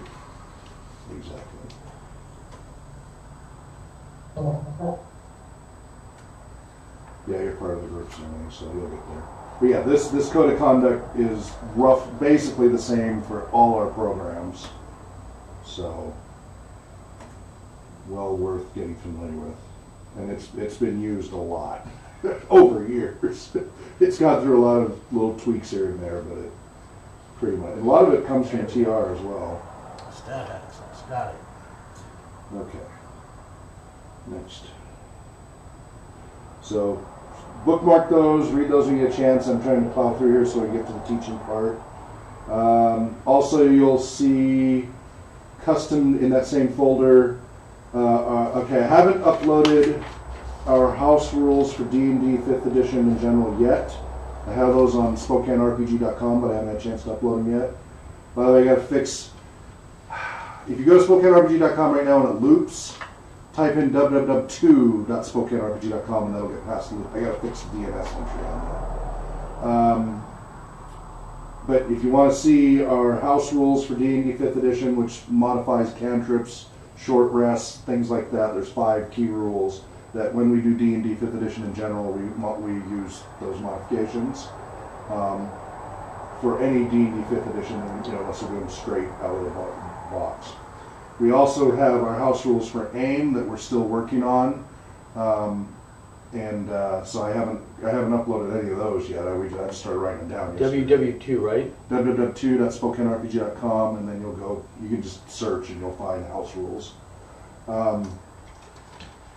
Then the custom D20 critical rules, though, should be in that user folder, the staff access folder. Hawk D20 critical system version. It's totally alpha. As I said, some of the tables are redundant, need to be updated for other areas. But you can see where I'm going with it, and it is a nice addition once it's there. Whiskey, numeral 2, dot S. Three whiskeys. What's these? www.2 .SpokaneRPG.com. Does that work? Yes. Good. Okay. And I don't think you need to log in to find it. If you just go in the search box and type house rule, you should find it. Okay. House Rules 2014. This died 20. Dungeons & Dragons 5th edition House Rules by Hop. Yep. There'll be different versions, but see whichever's the latest revision. What did you say Died the 2014. edition was? You said www.2 Spokane? Yeah, www.SpokaneRPG.com. Then you type in the search box in the upper right hand corner of that website, House Rules, and then you should find it. I found Dungeons & Dragons 5th edition House Rules by Hawk. Last modified May 30th, 2015. Yeah, it's been a while. Okay. I haven't had any time with so many projects. These are all things like I've got 1,001 things. You know, I get them enough that they're usable, but not polished at all. And like, oh, because when I'm GMing, it's like, okay, cool, I got my guideline, I can just run it. But I want to get them to where other people can use them, so they're going to have to go through that polishing process. There's a lot of crossed out lines in it and everything. Right, we were using the long version of, we were using the from the Dungeon Master's Guide. Short rest was a day and the long rest was 7. Something like that. We did look at one of the alternative rules. So, and that was before I saw that. So. Right, we don't have contract, so we probably need to come up with the AIM version of this. Yep. Okay, still got to do paperwork for Brad and Dan. That's not going to happen until after finals. I still got to try to resolve the videos that were Ryan's accessed for Danielle for RT registration. It's not going to happen until after finals. Dan, will you be ready Tuesday, December 19th from 8 to 10 p.m. to run us through a game? A 2-hour game. With pre-generated characters? I'm hoping that I will be. Okay. So far, I've completed I actually found a nice tool to generate a bunch of the NPCs that I needed. Okay. And I have a framework for the pre-generated characters. I just need to finish up a couple of things. Okay, so you're on schedule for being ready for that then. Excellent. Yeah. Charles, did you have Also, I was doing some research today, and I mentioned a couple weeks back that about Dr. Frederick Wortham, the Comic Code Authority, and stuff like that. Sorry, say that again. I didn't understand. Say that again. Dr. Frederick Wortham, the Comic Code Authority, and the influence they had on the censorship of comic books. Oh, right. Yes. Yes. I found today the subcommittee for investigating juvenile delinquency that he testified in. I found a transcript of that, Nice. as well as a copy of his book, Seduction of the Innocent. Okay, so you should stick that in our non-public research folder for us to look through and discuss on the rpgresearch.com website. Stick that in there, and and then if it's public domain, then we'll make it public. But if it's not, then we'll have it there for us to peruse. Cool, good job. So when it would be the Seduction of the Innocent, I don't think is because I found a digital version, but like the real version is $169 for a used version and $600 plus for a non-copy. Okay, well, so next week, of course, we're doing the 4-hour class. So you're going to be here for that in person? Because that's a lot easier in person. Okay, good. The following week, though, let's put that in the meeting notes, and we can discuss that at length. What you're talking about in the meeting notes 2 weeks from now. That'll be good to have in our info. Okay, preparing for paranoia one shot. So, does everybody have a red shirt? Yes. Doesn't matter what kind of red shirt, just a red shirt. Yep, we'll have. Dan? So I don't change from work. What? He doesn't So I change don't from work. change from work. What are you wearing at work? a red shirt. which is Target. A So working target. Oh no, you can't be wearing any, because that would look like product endorsement. So you gotta be Corporate careful about that with your red shirts, that they're not something that somebody will get upset with us. Like university. I guess you can turn it inside out or Red something. shirt. Okay, good. I'm going to be wearing, well, you'll see what I'll be wearing. And I'm going to be sticking a black light over me because I'm ultraviolet level, right? The coders are all ultraviolet. So it's going to be a glowing paranoia symbol. if all goes well, we'll see. And then a green screen in the background so it looks like, you know, wherever we are. So it'll be fun.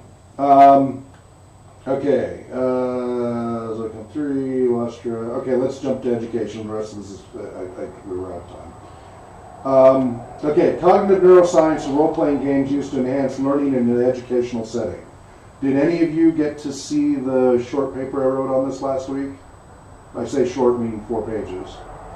no, I did not get to Okay, it. I figured not, so I was going to run this by you guys. Okay. To discuss. This is going to be a little, because the paper assumes, so you can view this on, well, actually you guys probably can't.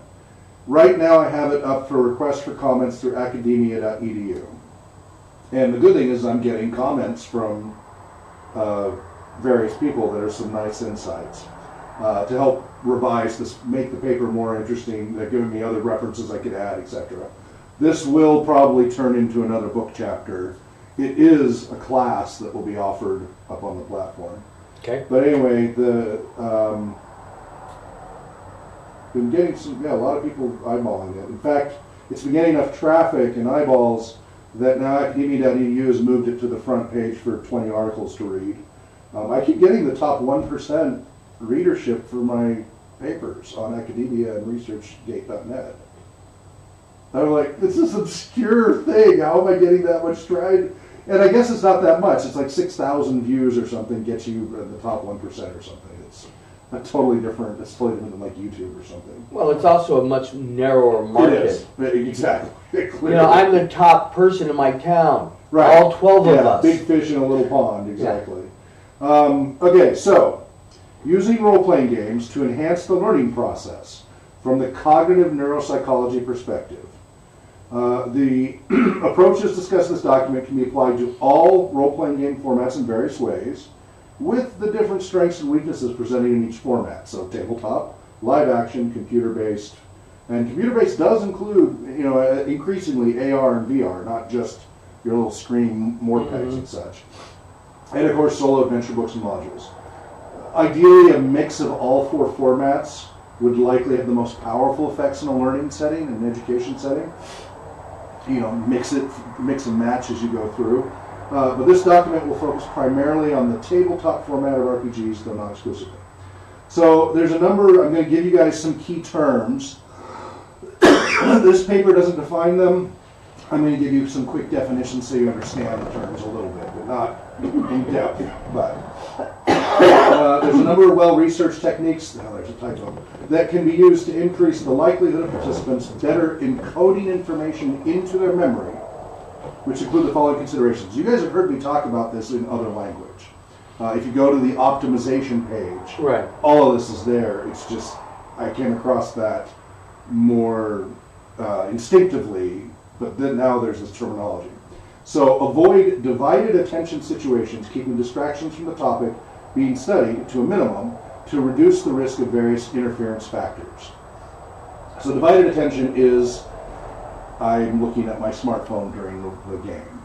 I've got, you know, so I'm looking out the window and there's activity going on. Side chat. And I'm going back and forth, chatting on a completely unrelated topic.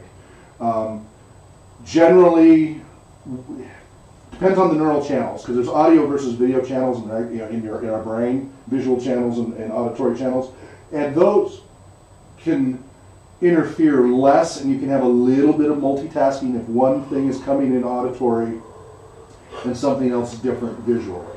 We can semi-multitask that way. But if they're coming in on the same channel, so 2 different things auditory, like one ear and another ear, we can focus on one or the other. We Right. can't do both. Same thing, visually, if there's too much going on and we're focused on one thing, we can't take in the other stuff. So trying to divide our attention between that means a lot of errors and a lot of corruption in what's getting encoded. Having tablets, computers, smartphones, texting at the game will completely disrupt the experience. And the interference factors means that stuff will get in there that has nothing to do with what you're trying to have them experience. So they'll get things in, and they'll miss stuff. And you will have a less engaged participant, and they will not get the full benefit. So that's why I generally, as a rule, make everybody put their electronics away. I'm the hypocrite because I have my laptop out to the side or whatever with all my notes. But I'm not using it for anything else. But I try to keep that to a minimum because I have experimented, and even just doing that, even if it's being used completely properly, can reduce the immersion experience of all the other participants. Electronic character sheets? All of it. Okay. Everything. I've tried everything. The moment you bring a screen into the tabletop game, you reduce the immersion to some degree. Not just for the person who's doing it, everybody at the game gets lower level, consistently lower levels of immersion, less likely to experience flow. Even if they don't complain about it or anything, even if they're not aware of it, they will score lower on the satisfaction of the game. Time and time again. I've tried it in so many variants. It takes you out of that imaginary state of the adventure and the paper and the pencil and the dice and the mat. It adds this whole other stimulus, and it just takes you out. And then it's harder to get back in and stay in there. And it was just somebody tapping over here or watching over here. It just, even if it's a rule book, all you do is use it to spin up and find a rule book quickly. It seems to interfere. So I just can't emphasize enough. I tried every variant to try to get rid of that because I'm a huge advocate for technology. But I'm finding the tabletop setting, and I would imagine even more so in LARP, unless it's a cyberpunk or something like setting, a sci-fi setting, that was part of the game. Right. I have not been able to find a way, when you use like that cool board that the guy brings with he does maps, the fire and stuff like that. I've experimented with that, variants of that, or with a projector and things like that.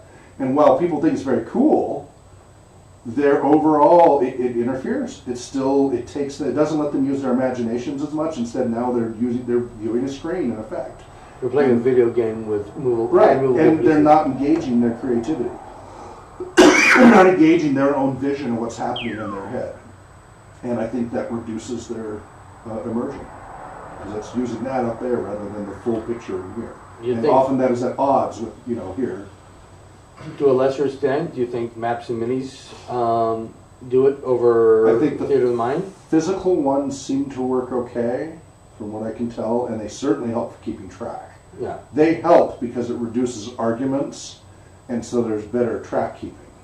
But the moment they start to get digital, I can't explain it exactly. All I can explain is the data I keep seeing. Right. Is that it reduces. Now, ambiance is a whole other thing. A little bit of music, not too much, because I've overdone it and it takes away. The occasional, like when we did the harpsichord music. Right. That was the perfect amount. The whole time through the game, totally distracting for people. Even when it's really quiet, that gets into interference patterns. So lots and lots of things on that. Deep level processing, including using why questions to improve elaboration and distinctiveness. To further the elaboration, focus on the specific meaning of the concept and try to relate it to prior knowledge, reinforcing the interconnections to concepts that you've already learned. Okay, deep level processing, we don't have time to go into that, but basically the stuff that will stick a lot better is deep level. It really gets into your long-term memory, and it's really linked with lots of elaboration, so details, all those other things, all the other senses, taste, sight, smell, sound, temperature, all of that.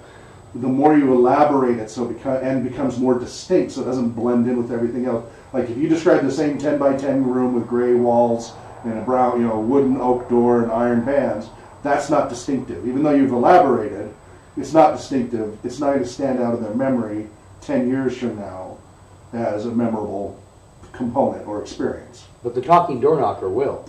Well, no, that's pretty generic now too. Ever since the old Scrooge show that happened. But if you come in and it's like that, but there's pink slime oozing, and the pink slime is singing tra-la-la-la, tra-la-la-la, you know, the YouTube thing. That might stand out because that's pretty distinctive from any other campaign you come into. Or the imp punishment room, which I haven't subjected you guys to, and I probably ruined because I told you guys about it. But do you know about the imp punishment room? I do. You do. So you'd have to bite your tongue. Ah. But not literally, because you know what happened. Yeah, another one. Okay, but anyway, those would have distinctive experiences, yeah, but elaboration and distinctiveness. So that makes it deeper. The more neural connections you can make, the easier it is to recall. It'll code better and you can recall it better. Adding to that is prior knowledge. So for example, when somebody, like acronyms, if you hear the term FBI, it's easy, you can chunk that FBI term rather than IFB, which has no reference. You have no reference to IFB. Right. So if I gave you IFB, TSCT, 974, and 679, and then I said, okay, repeat all this back to me, they don't have prior knowledge for you to help you chunk them so you hit that 7 or 9 chunk items limit. Mm-hmm. But if I say FBI, CIA, NSA, DEA, things like that, you're gonna be able to remember more of those because you have prior knowledge and you can chunk them each rather than having to learn it gives you that familiarity from the prior knowledge and those interconnections from concepts you already learned. Distributed practice, differential learning. So spread your learning, and again, it's all about education, and retrieval rehearsal trials out over time rather than mass learning, aka cramming. So this addresses limitations of the processing of new information from short-term memory into long-term memory process, considering chunking and other relevant issues by having the study time broken up into shorter segments with breaks in between or topic shifts alternating for a more distributed learning approach over time rather than trying to cram in a very short time. That seems pretty straightforward. Overconfidence or inaccurate self-assessment of competency areas. Use techniques and or technologies to provide more objective feedback on areas you are struggling with and to help direct more time in the areas needing more work and less time in the areas actually already mastered. Apparently people are really bad. The more confident people tend to be about how right they are about the answer, the more likely they are to be wrong, and the harder it is for them to relearn it correctly when they get really overconfident about it. Okay. Even when shown evidence, your barriers go up and you say no. It still doesn't stick, and they'll still like fail a class, and they think they know.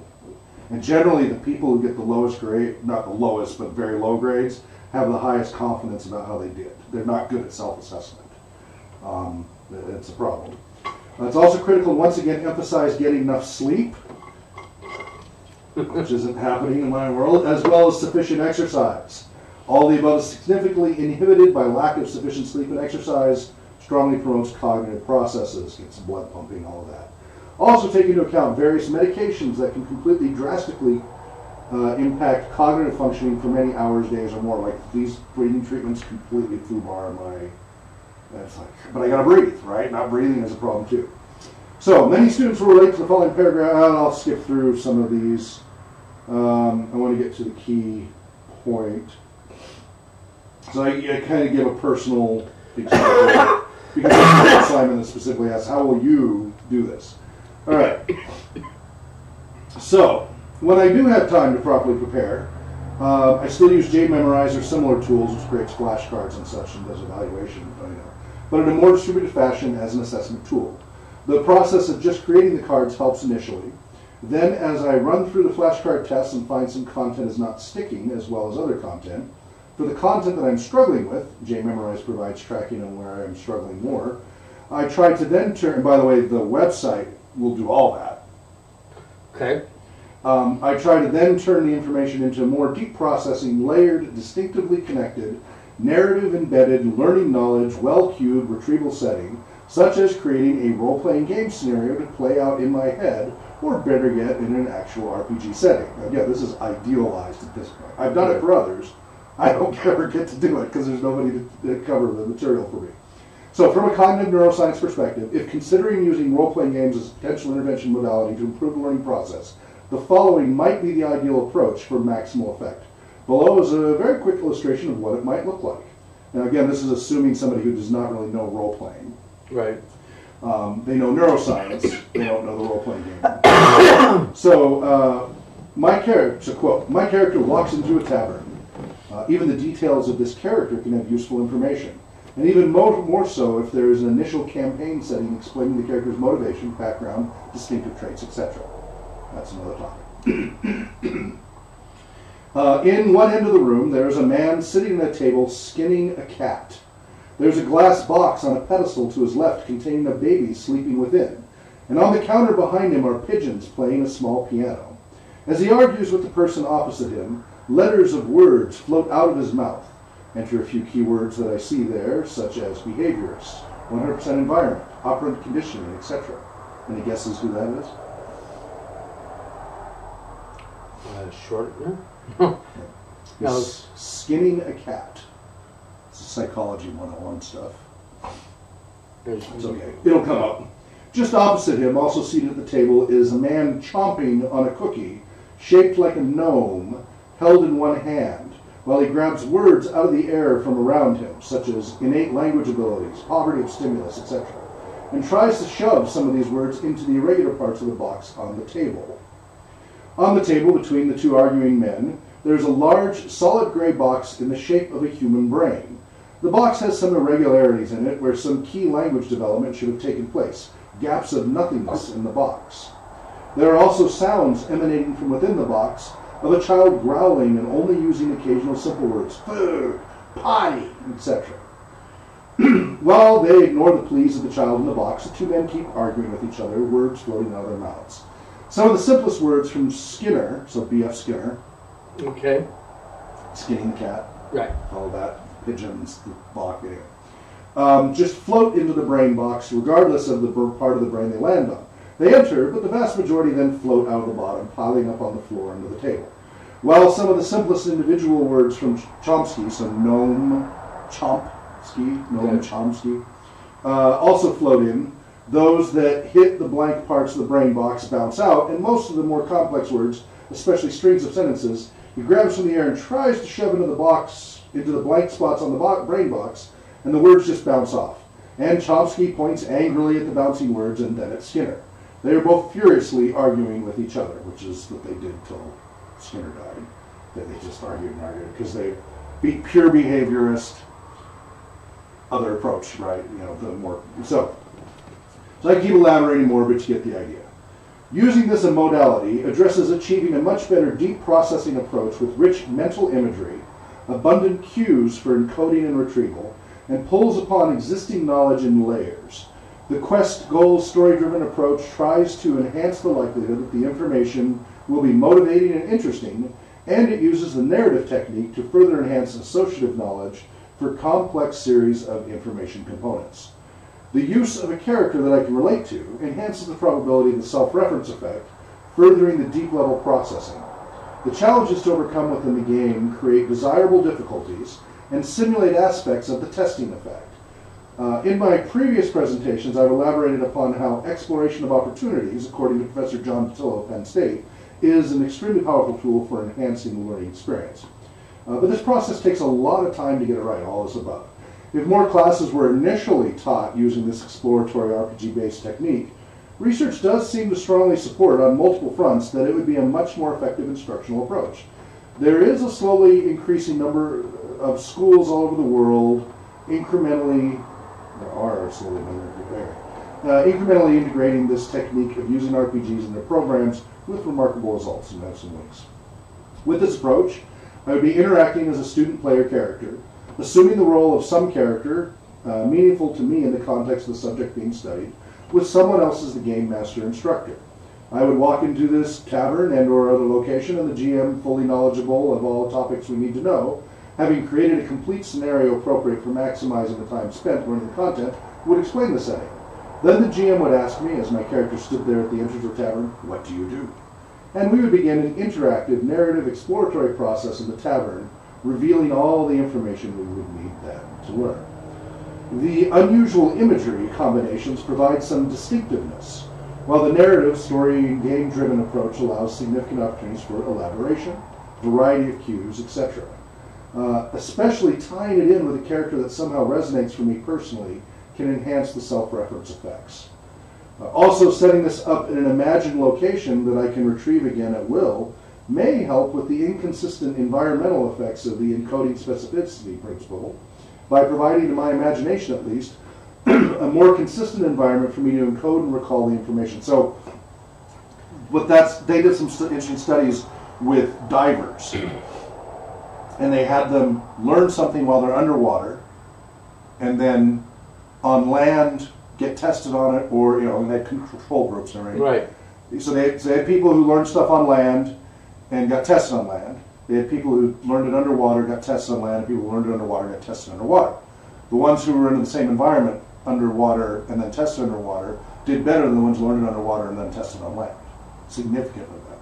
Because we get environmental cues, and there's a little bit of the state-based learning thing, and so pretty interesting stuff. So by setting up an imaginary setting, irrelevant to where I actually am, that I can go into at any time. So I learned it in my head in this setting, and I can imagine the whole in. And then I'm now in the classroom at a completely different location where I learned it, but I go back into that imaginary setting. I can get rid of the discrepancies between me being in two different settings that might cause me to score lower. Because as far as my brain's concerned, I'm in the same location each time with the same cues. That may actually apply to why, like the nursing exam.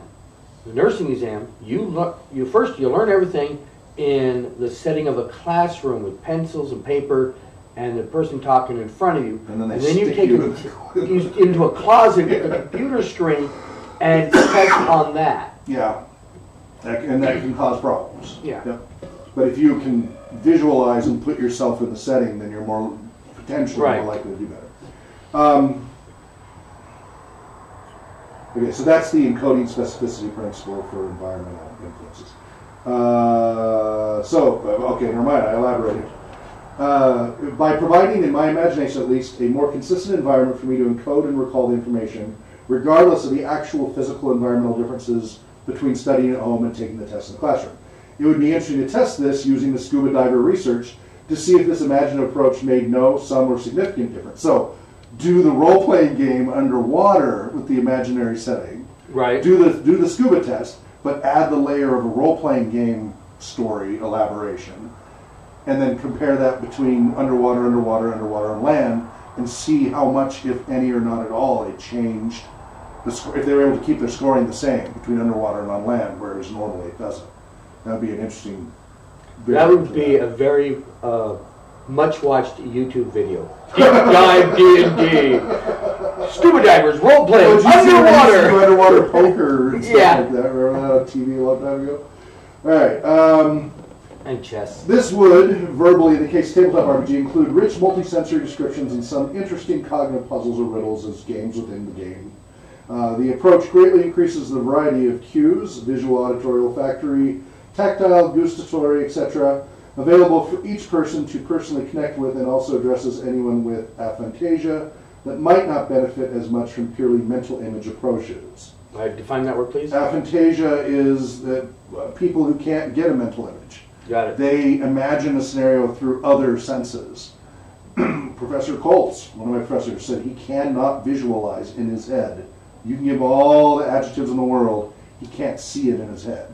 But if you start including things like smell, moisture, temperature, feelings, those he can associate with and put himself in an empathetic setting as though he's there, even though he has no visual representation in his head.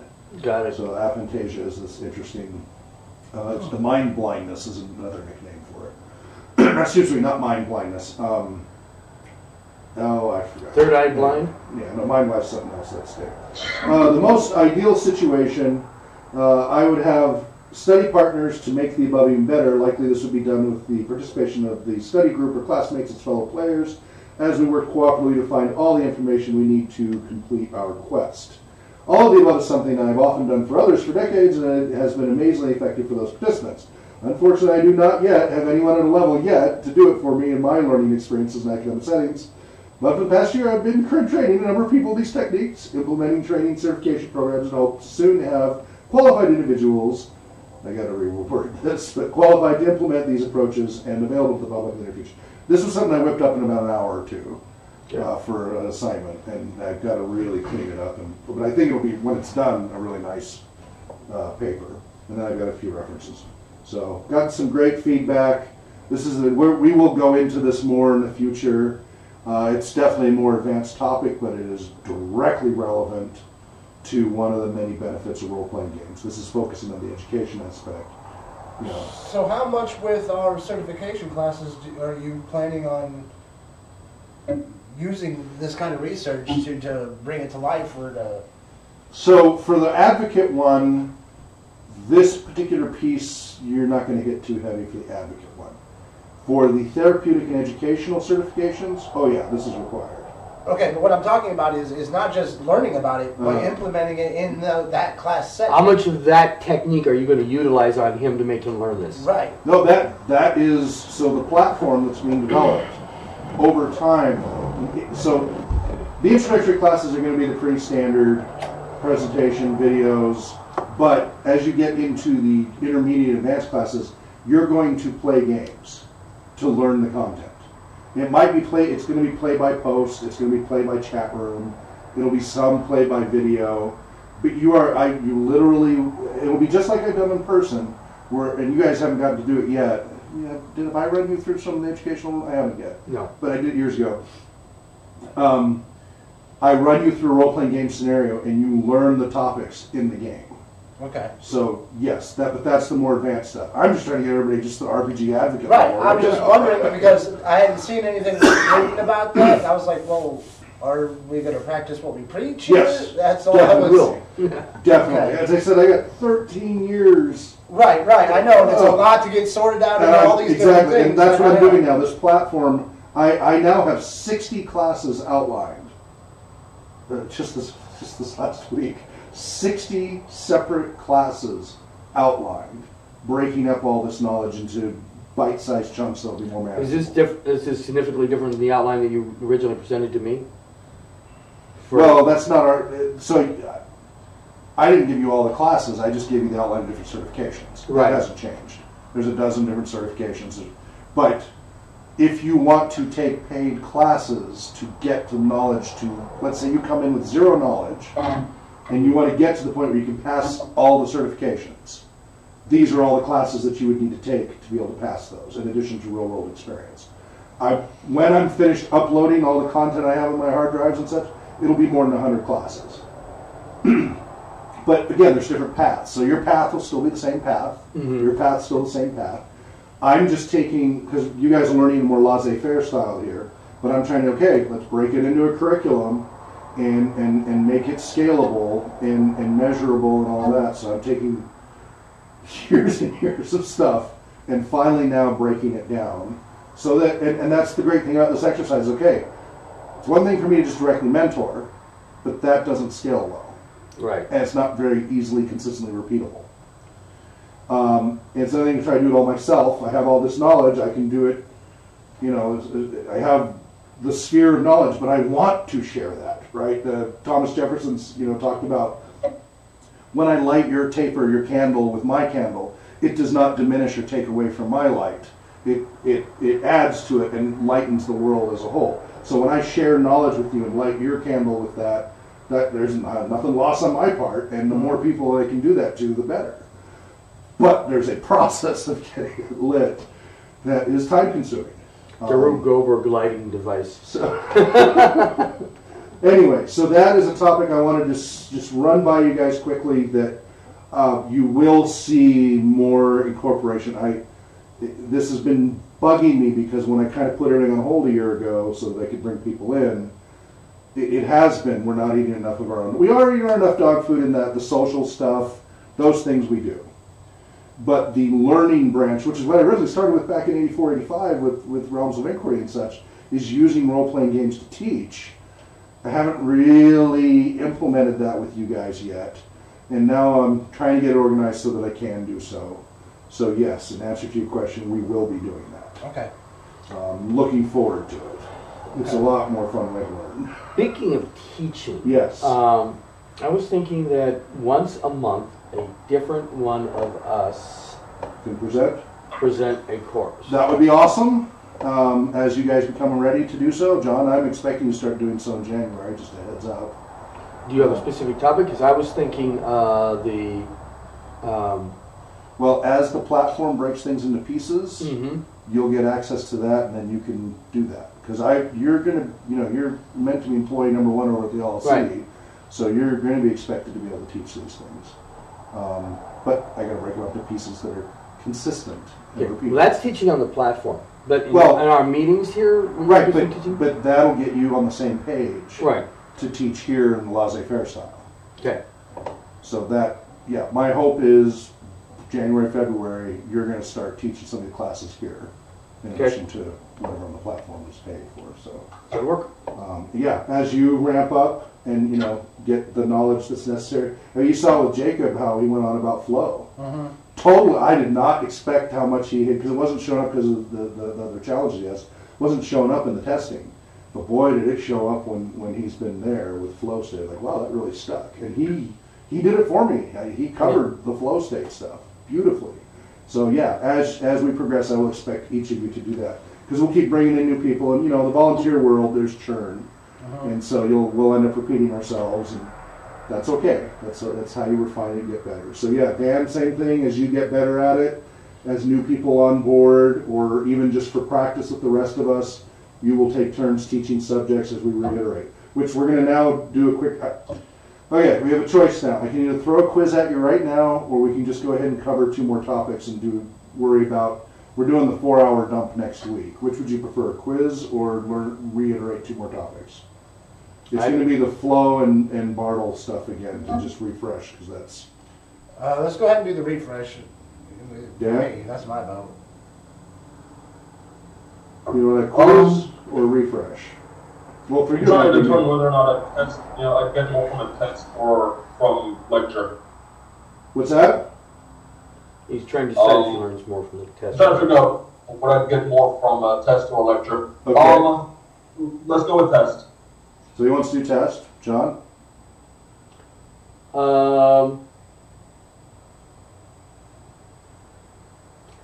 I think flow or and Bartle's taxonomy, the learning stuff, because I'm going to get everything dumped on me next week anyways. Okay, so you'd rather talk about it Yeah. rather than the test. Okay, Dan. So if you don't mind, we're going to go ahead and go ahead and discuss it rather than do the quiz. I can still I can still send you the quiz after the meeting if you want to still kind of quiz yourself, and if you want to fill it out, and then I can grade it back for you if you'd like. So we can do both best of both worlds, but without keeping everybody past 10 o'clock.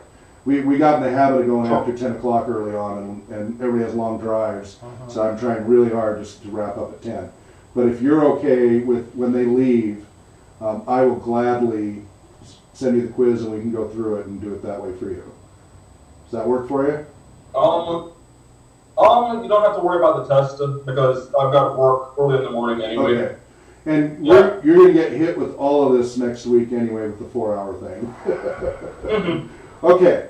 Yeah. So let me. Apropos of nothing, I slept through my alarms this morning. Oh. Yeah. Did you miss work because of it? I was late. Ooh.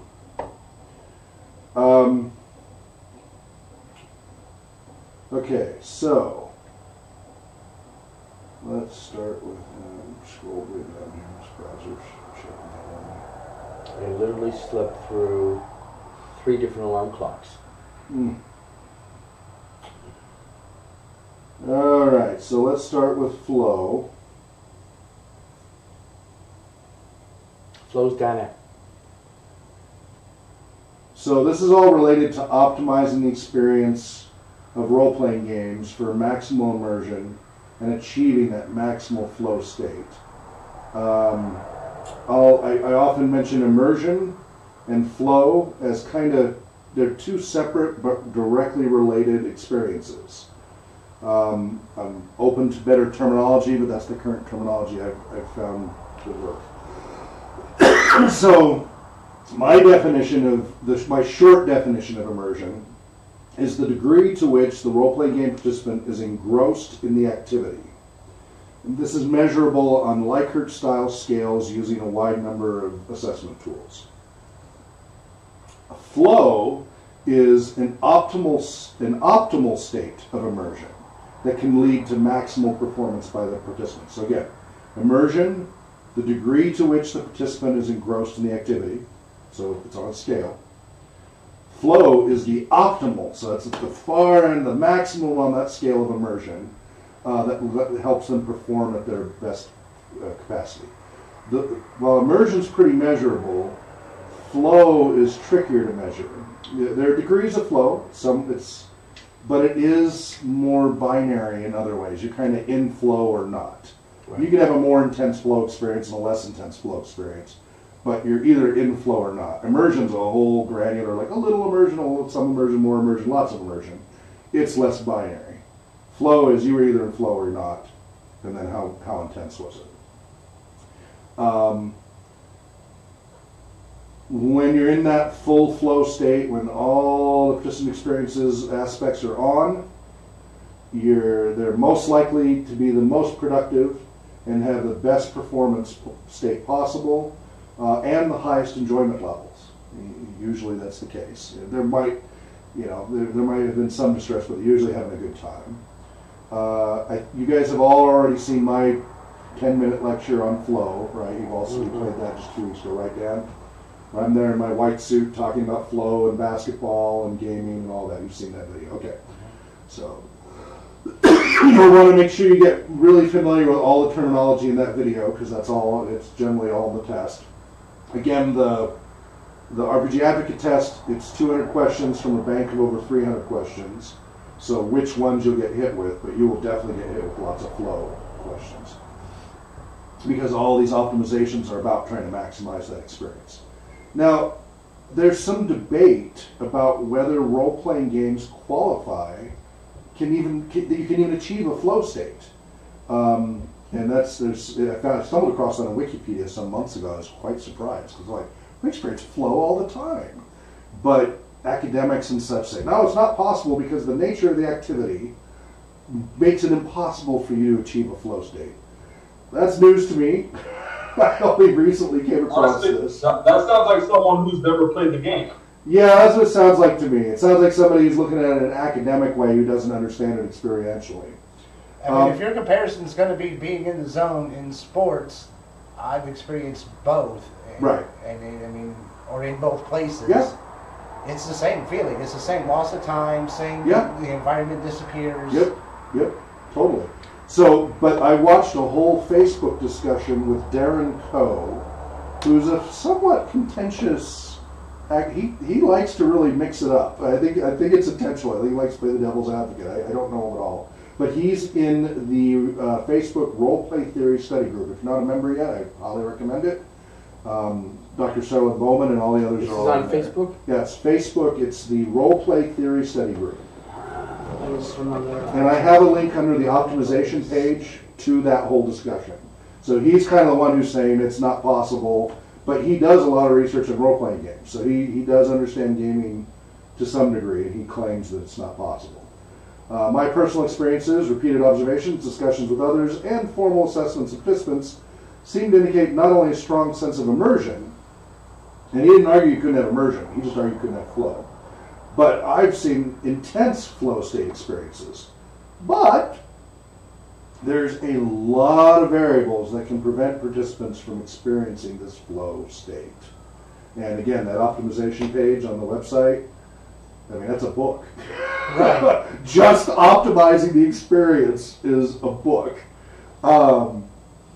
So trying to get all those variables dialed in, it is really hard when you have an ongoing campaign to have every session, everybody gets in flow state. I'm already a member. I thought you would. It is really challenging because there's so many things. Just one variable enough out of whack can take you right out of it. Mm-hmm. So it's a challenge. It is definitely an extremely interdisciplinary skill to really run a game where everybody is engaged. But we strive to do our best.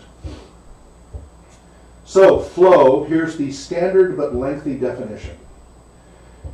Therapeutic recreation specializes in using recreational activities to achieve therapeutic and educational goals for clients. Immersion and optimizing the experience for clients to increasingly experience flow state or core competencies for achieving these goals. You may know it as being in the zone in sports. The main proponent of the flow concept is Mihaly Csikszentmihalyi. Now it's spelled Mihaly, that's his first name, and then Csikszentmihalyi. Now it looks like Mihaly Csikszentmihalyi, right? That's what it looks like because it's Hungarian. But it's Mihaly, so Mihaly, Chick sent Mihaly. Mihaly! Chick, little chicken or something, sent Mihaly. So you don't need to know the spelling, but you do need to know how to pronounce his name correctly. Because as an RPG advocate, you will be presenting. Now, level 1 doesn't have to do everything on your own per se. That's more of a level 2 advocate. But you need to be ready to have the conversation with people. And if you're ever working in the psych world or recreation therapy, you're just interfacing with those people. When you talk about flow, I'm surprised how few people know it. In the TR world, it's well known. Outside of that, it's really hit or miss. And they're going to say, well, whose theory is that? Mihaly Csikszentmihalyi. Mihaly Csikszentmihalyi. Mihaly Csikszentmihalyi. Can you see me pointing? Mihaly. He sent me high. Chick sent me high. Chick sent me high. Chick sent me high. Okay. When He sent me high. great. We'll keep iterating through. That's all one word? There's Mihai is one word. That's his first name. Csikszentmihalyi is his last name. So if you just remember Csikszentmihalyi, you've got his last name. And usually when you research, when you reference research, it's the last name. It's just such a funky name. Even my teachers, I've been much more consistent with his name than any of my teachers have at all the university. The guy's name isn't Drow. Yeah. Okay, the key is to balance challenge, environment, participant abilities, intrinsic motivation, and many other variables so that the participant has an intense, distinctive experience and is at their optimal state of performance. So again, you got to balance the challenge level. How hard is it? The environmental variables. Is it too hot? Is it too cold? Is it whatever? Too noisy? Whatever. The participants' abilities. So what might be difficult for one person might be a piece of cake for another. Well, that's not going to challenge them. Intrinsic motivation. They've got to want to be there. If you have a father who forces his daughter to play the game, she's just going to dig a hole or go up in a tree and turn on everybody else. That's what we experienced. Was that Spokon? That was that was Fan Nexus. Was that Fan Nexus? Okay. Because that was at Okay. Danielle's table. Oh, okay. Yeah. Oh man. Ouch. That's why if they don't have intrinsic motivation, they're going to play against you. They're not going to get floats. Well, it might have been Spokane, but it was Danielle's table. That's for sure. I didn't know somebody did that. Mm-hmm. Oh yeah. Oh, I still think I thought it was Spokon. No, I think you're right. It was It was Spokane. Danielle's table in Spokane. Spokane. Yep. Yeah. So it was before you were on board, but yeah. So he brought in 2 daughters or 3. I think it was 2 daughters. 2. It was himself and 2 daughters. I think there was one other player. Right. And then to play Eves and Mirkwood, and Danielle was doing okay. She was a little because she was still kind of new to it. The father and one daughter and the other person were all into it, but this other daughter did not want to be there. I mean, she's like, "Do I have to? I don't want to do that." You know, I mean, just at a teenager, 13, whatever. Oh, so I think she was a hobbit. So the first thing she did is she just dug a hole and just buried herself in the ground. Then later, like, come on, you get out of there. So she got up in a tree, and I think she started shooting her fellow compatriots and stuff. Just complete and utter rebellion and lashing out at her father. It would have been better to just say, okay, go off and go do something. Because it ruined it for everybody else. Wow. Danielle has only been GMing a few months at that point, and she only GM'd a few times, right? So this was, Anyway, the other people had fun, but whew. So intrinsic motivation is really critical as part of the flow state. If you're pushing somebody against their will to do this activity, you're not going to get them in flow state. Right. Until you can break down those barriers of resistance, which there's techniques for that. And then a lot of other variables. Lighting, smell, like stinky players, whatever. There's so many variables. Even good food cooking. Yeah, really they'll cause take you out of it, distraction. unless it's supposed to be part of it. Right. But You smell wonderful food, and I've done that where a variable popped up, a smell or something, a skunk or something, and I hurried and incorporated it into the game just to try to keep them in the game rather than getting too out of it. So you have to kind of throw that in, your characters smell a horrible smell on the trail up ahead. What do you do? And sure enough, a skunk goes across the trail. Now it's in the game, even though it's happening. So now they get smell-o-vision. Troglodyte is the cat. It's just a cat with a white stripe. But yeah, that was my mistake on trying to do a Thanksgiving deal one year. And the wife was cooking With the the whole food? time, and people were just like, So that's where you use Eves and Mirkwood in the feast with the dwarves. well, no, then, No, I know, I know. then I was just like, hey, yeah. dude, seriously. Yeah, so when you have overwhelming stimuli like that, your only hope is to try to incorporate it in the game in some way. At least turn the football game off. Oh, jeez. Yeah, just turn the football Well, that's a game blood off. sport. Incorporate it somehow. Yeah. Blood Bowl, that was it, Blood Bowl. Blood Bowl, very popular. All right. So the core components of flow theory is quoted from summary in Wikipedia by Gene Nakamura and Csikszentmihalyi. Identify the following 6 factors as encompassing an experience of flow. Number 1, intense and focused concentration on the present moment. So be here now. Number 2, merging of action and awareness.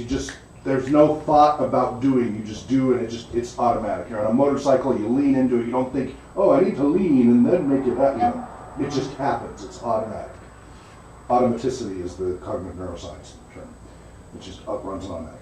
A loss of reflective self-consciousness. Oh, what do I look like? Or, oh, my body is uncomfortable. Or you don't even worry about that at all. You can still have full awareness of your body, but you're not dwelling on it. You're like, okay, I can make this reach. Okay, you're not taken out of the moment.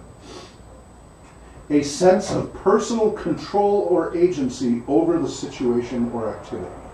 I can do this and I'm going to ace this. A distortion of temporal experience, time. One's subjective experience of time is altered. Generally just a loss. Wow, 2 hours went by? Holy crap, how did that happen, right? How many times have we had that in a game? Experience of the activity as intrinsically rewarding, also referred to as an autotelic experience. So so again, intense and focused concentration of the present moment, merging of action and awareness, a loss of reflective self-consciousness, a sense of personal control, distortion of time, and experience it as intrinsically rewarding and autotelic experience.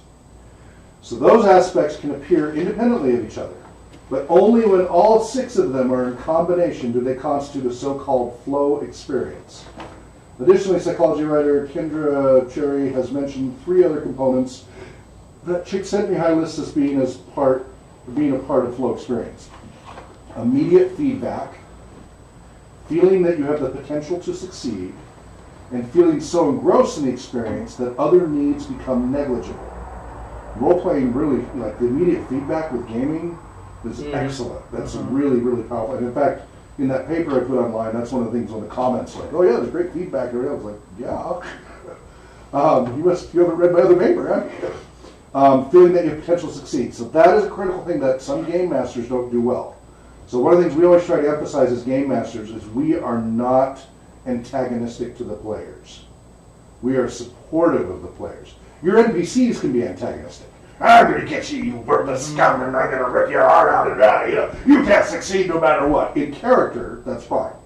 But you as a GM need to present, oh man, ow, that hurts, right? Empathy and sympathy that the character got beat up or died, the poor kid laying on the week. Like, oh, that's rough, man. Yeah, that kid just the tears well. I'm like, Yeah. oh, dude. Empathetic and sympathetic, not antagonistic. So we, as the GMs, really have to emphasize that.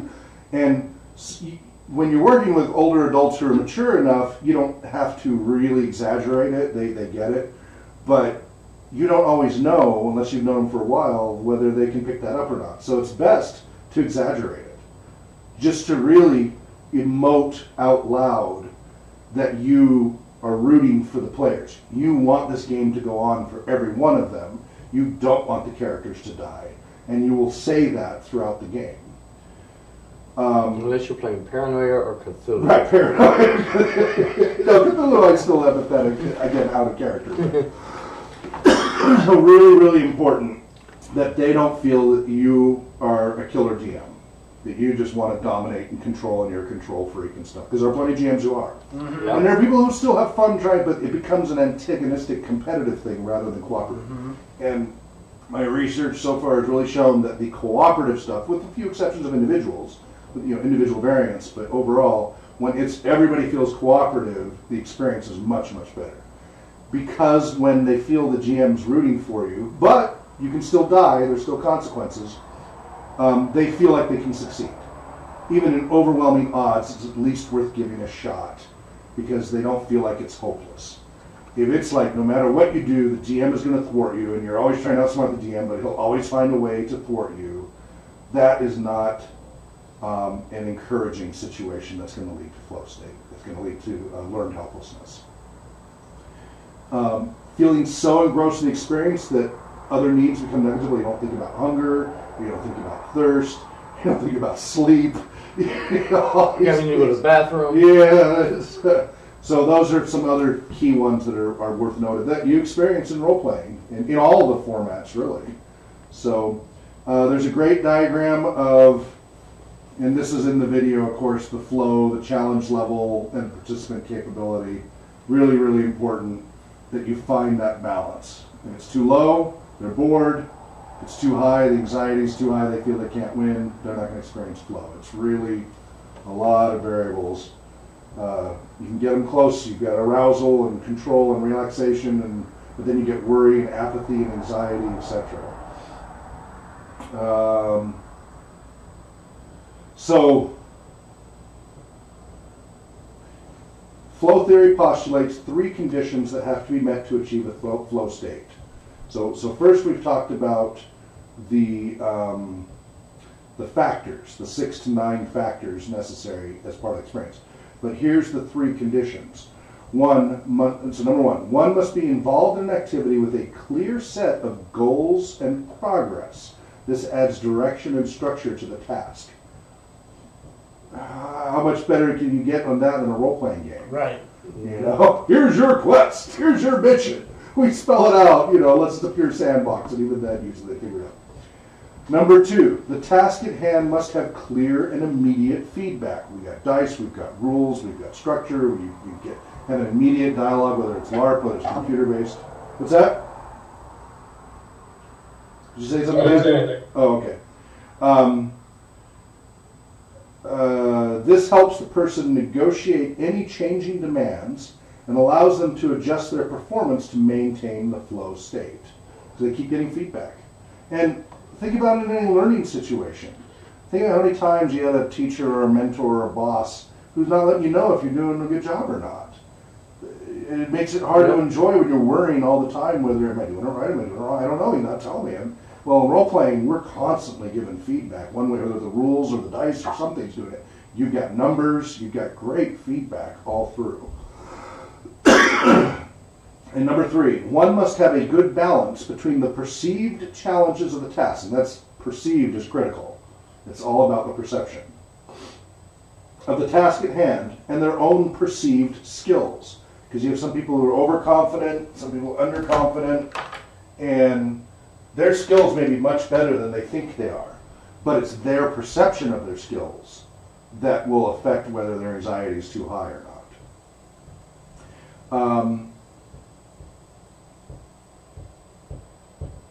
One must have confidence in one's ability to complete the task at hand. So those are the 3 conditions that need to happen for flow state, and then you've got the 9 factors. However, it's argued that the antecedent factors of flow are interrelated, as a perceived balance between challenges and skills requires that one knows that he or she has to do clear goals and how successful he or she is doing immediate feedback. Thus, a perceived fit of skills and task demands can be identified as the central precondition of flow experiences. Related to role-playing games, I've found a lot of variables can improve the likelihood of participants, including the GM, experiencing flow more frequently and for longer durations. This is what most of the experiments from 2012, 2014 were focused on in trying to get that quantified. Now, it might be more 2010 to 2014, but there are a lot of things that can take a person out of flow or prevent them from experiencing it, but based on the many leisure experience assessment tools we've used with RPG participants, everything listed for qualifying as flow experience was experienced repeatedly by all participants at one point or another. Sometimes everyone in the group experienced it simultaneously, while more often individuals experience it during key points on their own at different intervals than their fellow participants. And part of that's the turn-taking aspect. Right. You're usually less likely to be in flow, although there's some players who are a little bit more, they enjoy kind of watching the game a little bit. They're involved, but they really get into watching the game in their head as everybody else declares their turns. Right. And they get into flow with what the others are doing. So some players, that's great if you can get everybody thinking that way. So when you have a really intense situation that takes everybody's attention and nobody's distracted, you can get it with everybody. But that's tricky. I'm happy if just everybody at some point experienced flow one at a time. It's incredible. That's when it's just pure magic when everybody experiences, including the GM. But that doesn't happen as often, and that's okay. It doesn't. You know, it's a pinnacle of success, and it's great when it happens. And usually that's a great climax situation or something.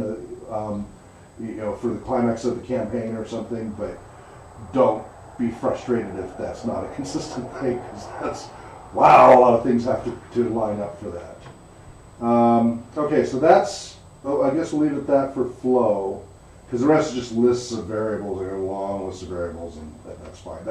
It's the concepts. Just let that percolate in your brain. I can't wait to do the EKGs. What's that? The EEGs. What about the EGs? Doing it to measure flow state. Yeah, During the rugby. I would love to do that. Yeah, I really want to do that. So I have equipment to hook up monitoring electrodes, and I've done it on myself. I can't do it to others, but they can do it to themselves if they wish. And I want to someday be running games while people have the neurological monitoring hook up, because you can tell when people get in certain brainwave patterns, and so that's been established for flow states. So if we can ever get it where we've got EEGs showing when they're in flow state, real time, while it's happening, overlaid with video of the game, and then see what all the variables were in that game, and then try to reproduce that in a consistent manner, I think, you know, it's going to give us those knobs and dials that we need to get closer. We all have instinctively what it should be, but really seeing that hard data and narrowing that is kind of a pinnacle of research success I'd love to see someday. Not going to happen right away, but I've been learning I have the open source equipment for it. I've been experimenting with it, getting familiar with the software, and it's on the near horizon. Right. So it'll be very cool. I have a question about that. Please. To test whether or not someone is in flow state through the EKG, EEG. required that they EEG. EKG is electrocardiogram. EEG is an electroencephalogram, which is brain instead of heart. So would they be required to be playing an RPG for them to measure flow state? No. There's already been research of flow state doing sports, video games, and other activities, and then reporting back and cross-referencing flow state. So there's already understanding of what you want, what variables I want to set up for my brain monitoring that we want to know that they're in flow state. So that research is pretty well established. So we just draw on that, and it's just a different modality of activity. because what we want to, because so they already know if a video game is a certain level of challenge, they're going to get into flow, or if a basketball game is a certain level of challenge, they'll get into flow. But we have a good 1,001 variables with role playing, because it's a social dynamic thing, and we want to try to get more consistently everybody into flow, and we only right now have a subjective report experience assessments to say if somebody got into it, and they can't tell us when they were in it exactly. They can tell us in a story base, oh yeah, when my drow was running under that horse and the knights were doing this, and so we can kind of play back and see what was going on then, whether they subjectively thought they were in flow. But part of it too is if you ask them, are you in flow right now? Boom, they're out. Right. Yeah. You can't do it in a moment. How deep is your flow on a scale of 1 to 10, right? You can't do that. But if they're hooked up to EEG, it's actually a measurable thing. Because what I'm thinking is that, like, I'm just thinking about now my personal, mental states. If I were running that experiment, I would probably want to, find someone who is the, how should I put it? It's easier for them to drop into flow than someone else, and have them drop into flow in other areas that it's more acceptable or more understood that More understood, they yeah. can be flow state. Yeah, because then we can do baseline. Yeah. Or readings, Yep. and then transferring that and comparing that against them being in a role-playing setting. Yeah, no, that would definitely be part of the whole experiment setup. I agree totally. Yeah, Yeah. That's a whole. It's going to take money and time and resources, but it's on the near horizon. I think. If not us, then I think some others will do it. But I'm hoping it'll be us. Yeah. Plus, you're going to have to find someone who can withstand the trauma that the EEG is going to have on immersion. It is a distraction having all those electrodes glued to your head. They've got these they've got these, like, I've got this motorcycle head sock that's very similar. So this is a motorcycle, but they've got gear like this now with the electrodes integrated in, right? And so you put on this head sock, and it doesn't. You don't have to do as much of the glue. They're getting better, and they're getting better with the wireless ones. So you don't have all the wires connected. It's all like Bluetooth or similar wireless technology. So yeah, you got to get used to wearing this. But if everybody's wearing them and you don't have wires, you got things. Put it in a sci-fi setting. You're all cyborgs and stuff. You could play on it where you're all monks or whatever. Monks are the button heads. I don't know. Work it into it to add to the experience. You can get there. Well, apparently Hawk's already called the Red Ranger, so. All right. Anything else before we say goodnight? Dan? Not that I can think of. All right. All right. Thanks, guys. Hope you found that value. So next week, Monday, pure class. Please be on time. We have a ton of stuff. If you can be here like 15 minutes early, that's ideal. Because we have 4 hours of content to go through, and it's challenging to make it fit in that 4 hours. Right. So and so I have to go fairly fast, but I don't want to go so fast that you can't take notes. When it's broken into classes, like paid classes, it's actually 2 or 3 sessions broken up. Okay. But we're giving you the fire hose, and then we go back and do the weekly stuff, and it'll make more sense. It's worth giving you the exposure to it. Right. So, Yeah. all right. Well, thanks so much, Dan.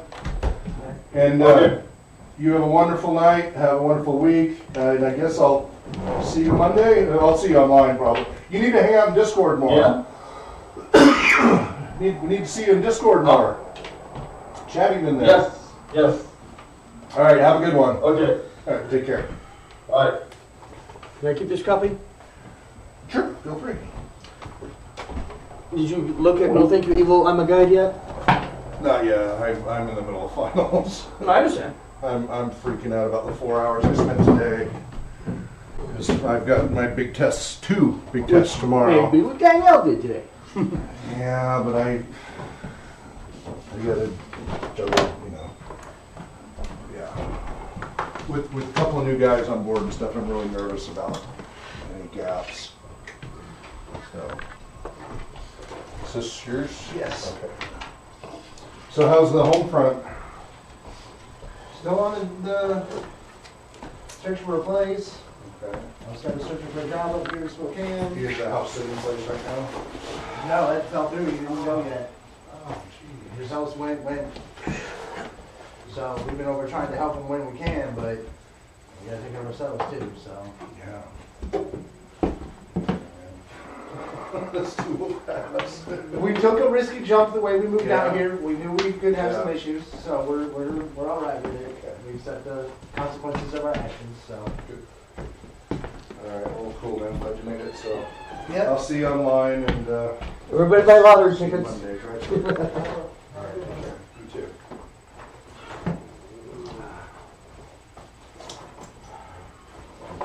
About $1,000 to get our 501c. What's that? Probably $1,000 to get our 501c. And that's not counting lawyers' fees. Lawyers' fees, it's $3 to $8 grand. Is what most people I've talked to recommended to budget for. LegalZoom or any of those kind of organizations. There are ways to do it yourself, but you run the risk of a lot of problems. That then you got to get a lawyer. It can really bite you later. But yeah, let's get our core nonprofit ironed out first. We still have to get our we still got a lot to do before we're ready for the next step, which is the 501c3. But we'll get there. I mean, we're that much further along than we were. Eventually, Navos. Yeah, well, I'm hoping January. I'll ping them January. I'm worried Wheelhouse or somebody might have scavenged them, but yeah, me too. Did you notice? You notice they updated their bylines on their website now to say educational, recreational, and therapeutic. Yeah. You copycats. And consulting services and just doing the whole playbook. We're hot junior. Yeah, but they haven't gotten my training. They had one, They don't need your 2. training. They just got your name. Well, they're not using my name. They're anyway. Oh well. They put their name on your product. Yeah, that's the risk. All right. Anyway. All right, we'll drive I will See safely. you Monday. Monday, yeah, for the class. So if you can show up 15 minutes early, that'd be great. Saturday. Oh no, yeah, Saturday. That's right. Saturday, 11 a.m. 11 a.m. I will probably Skype this morning. That's fine. Just That's because it's my mother's birthday. oh, wonderful. Yeah, no, that was politically. We might do it through Google Plus or something like that, but we'll talk in Discord first and then jump on. Okay. All right. Drive safely. Have a good night.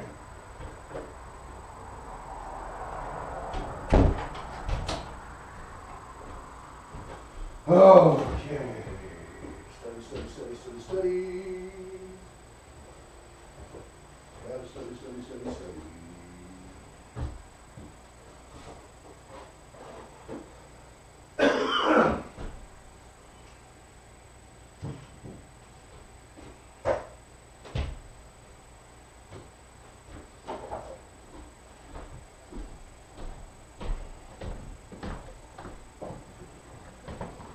Drake, are you here?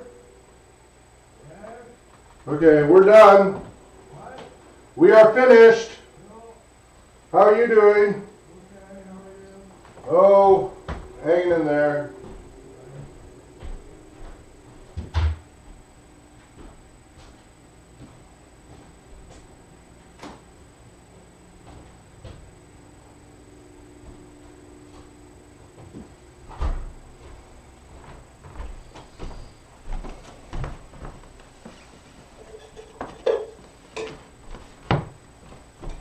Oh, I gotta stop the stream.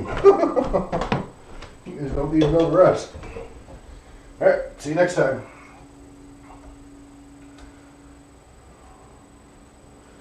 Gotta stop doing that.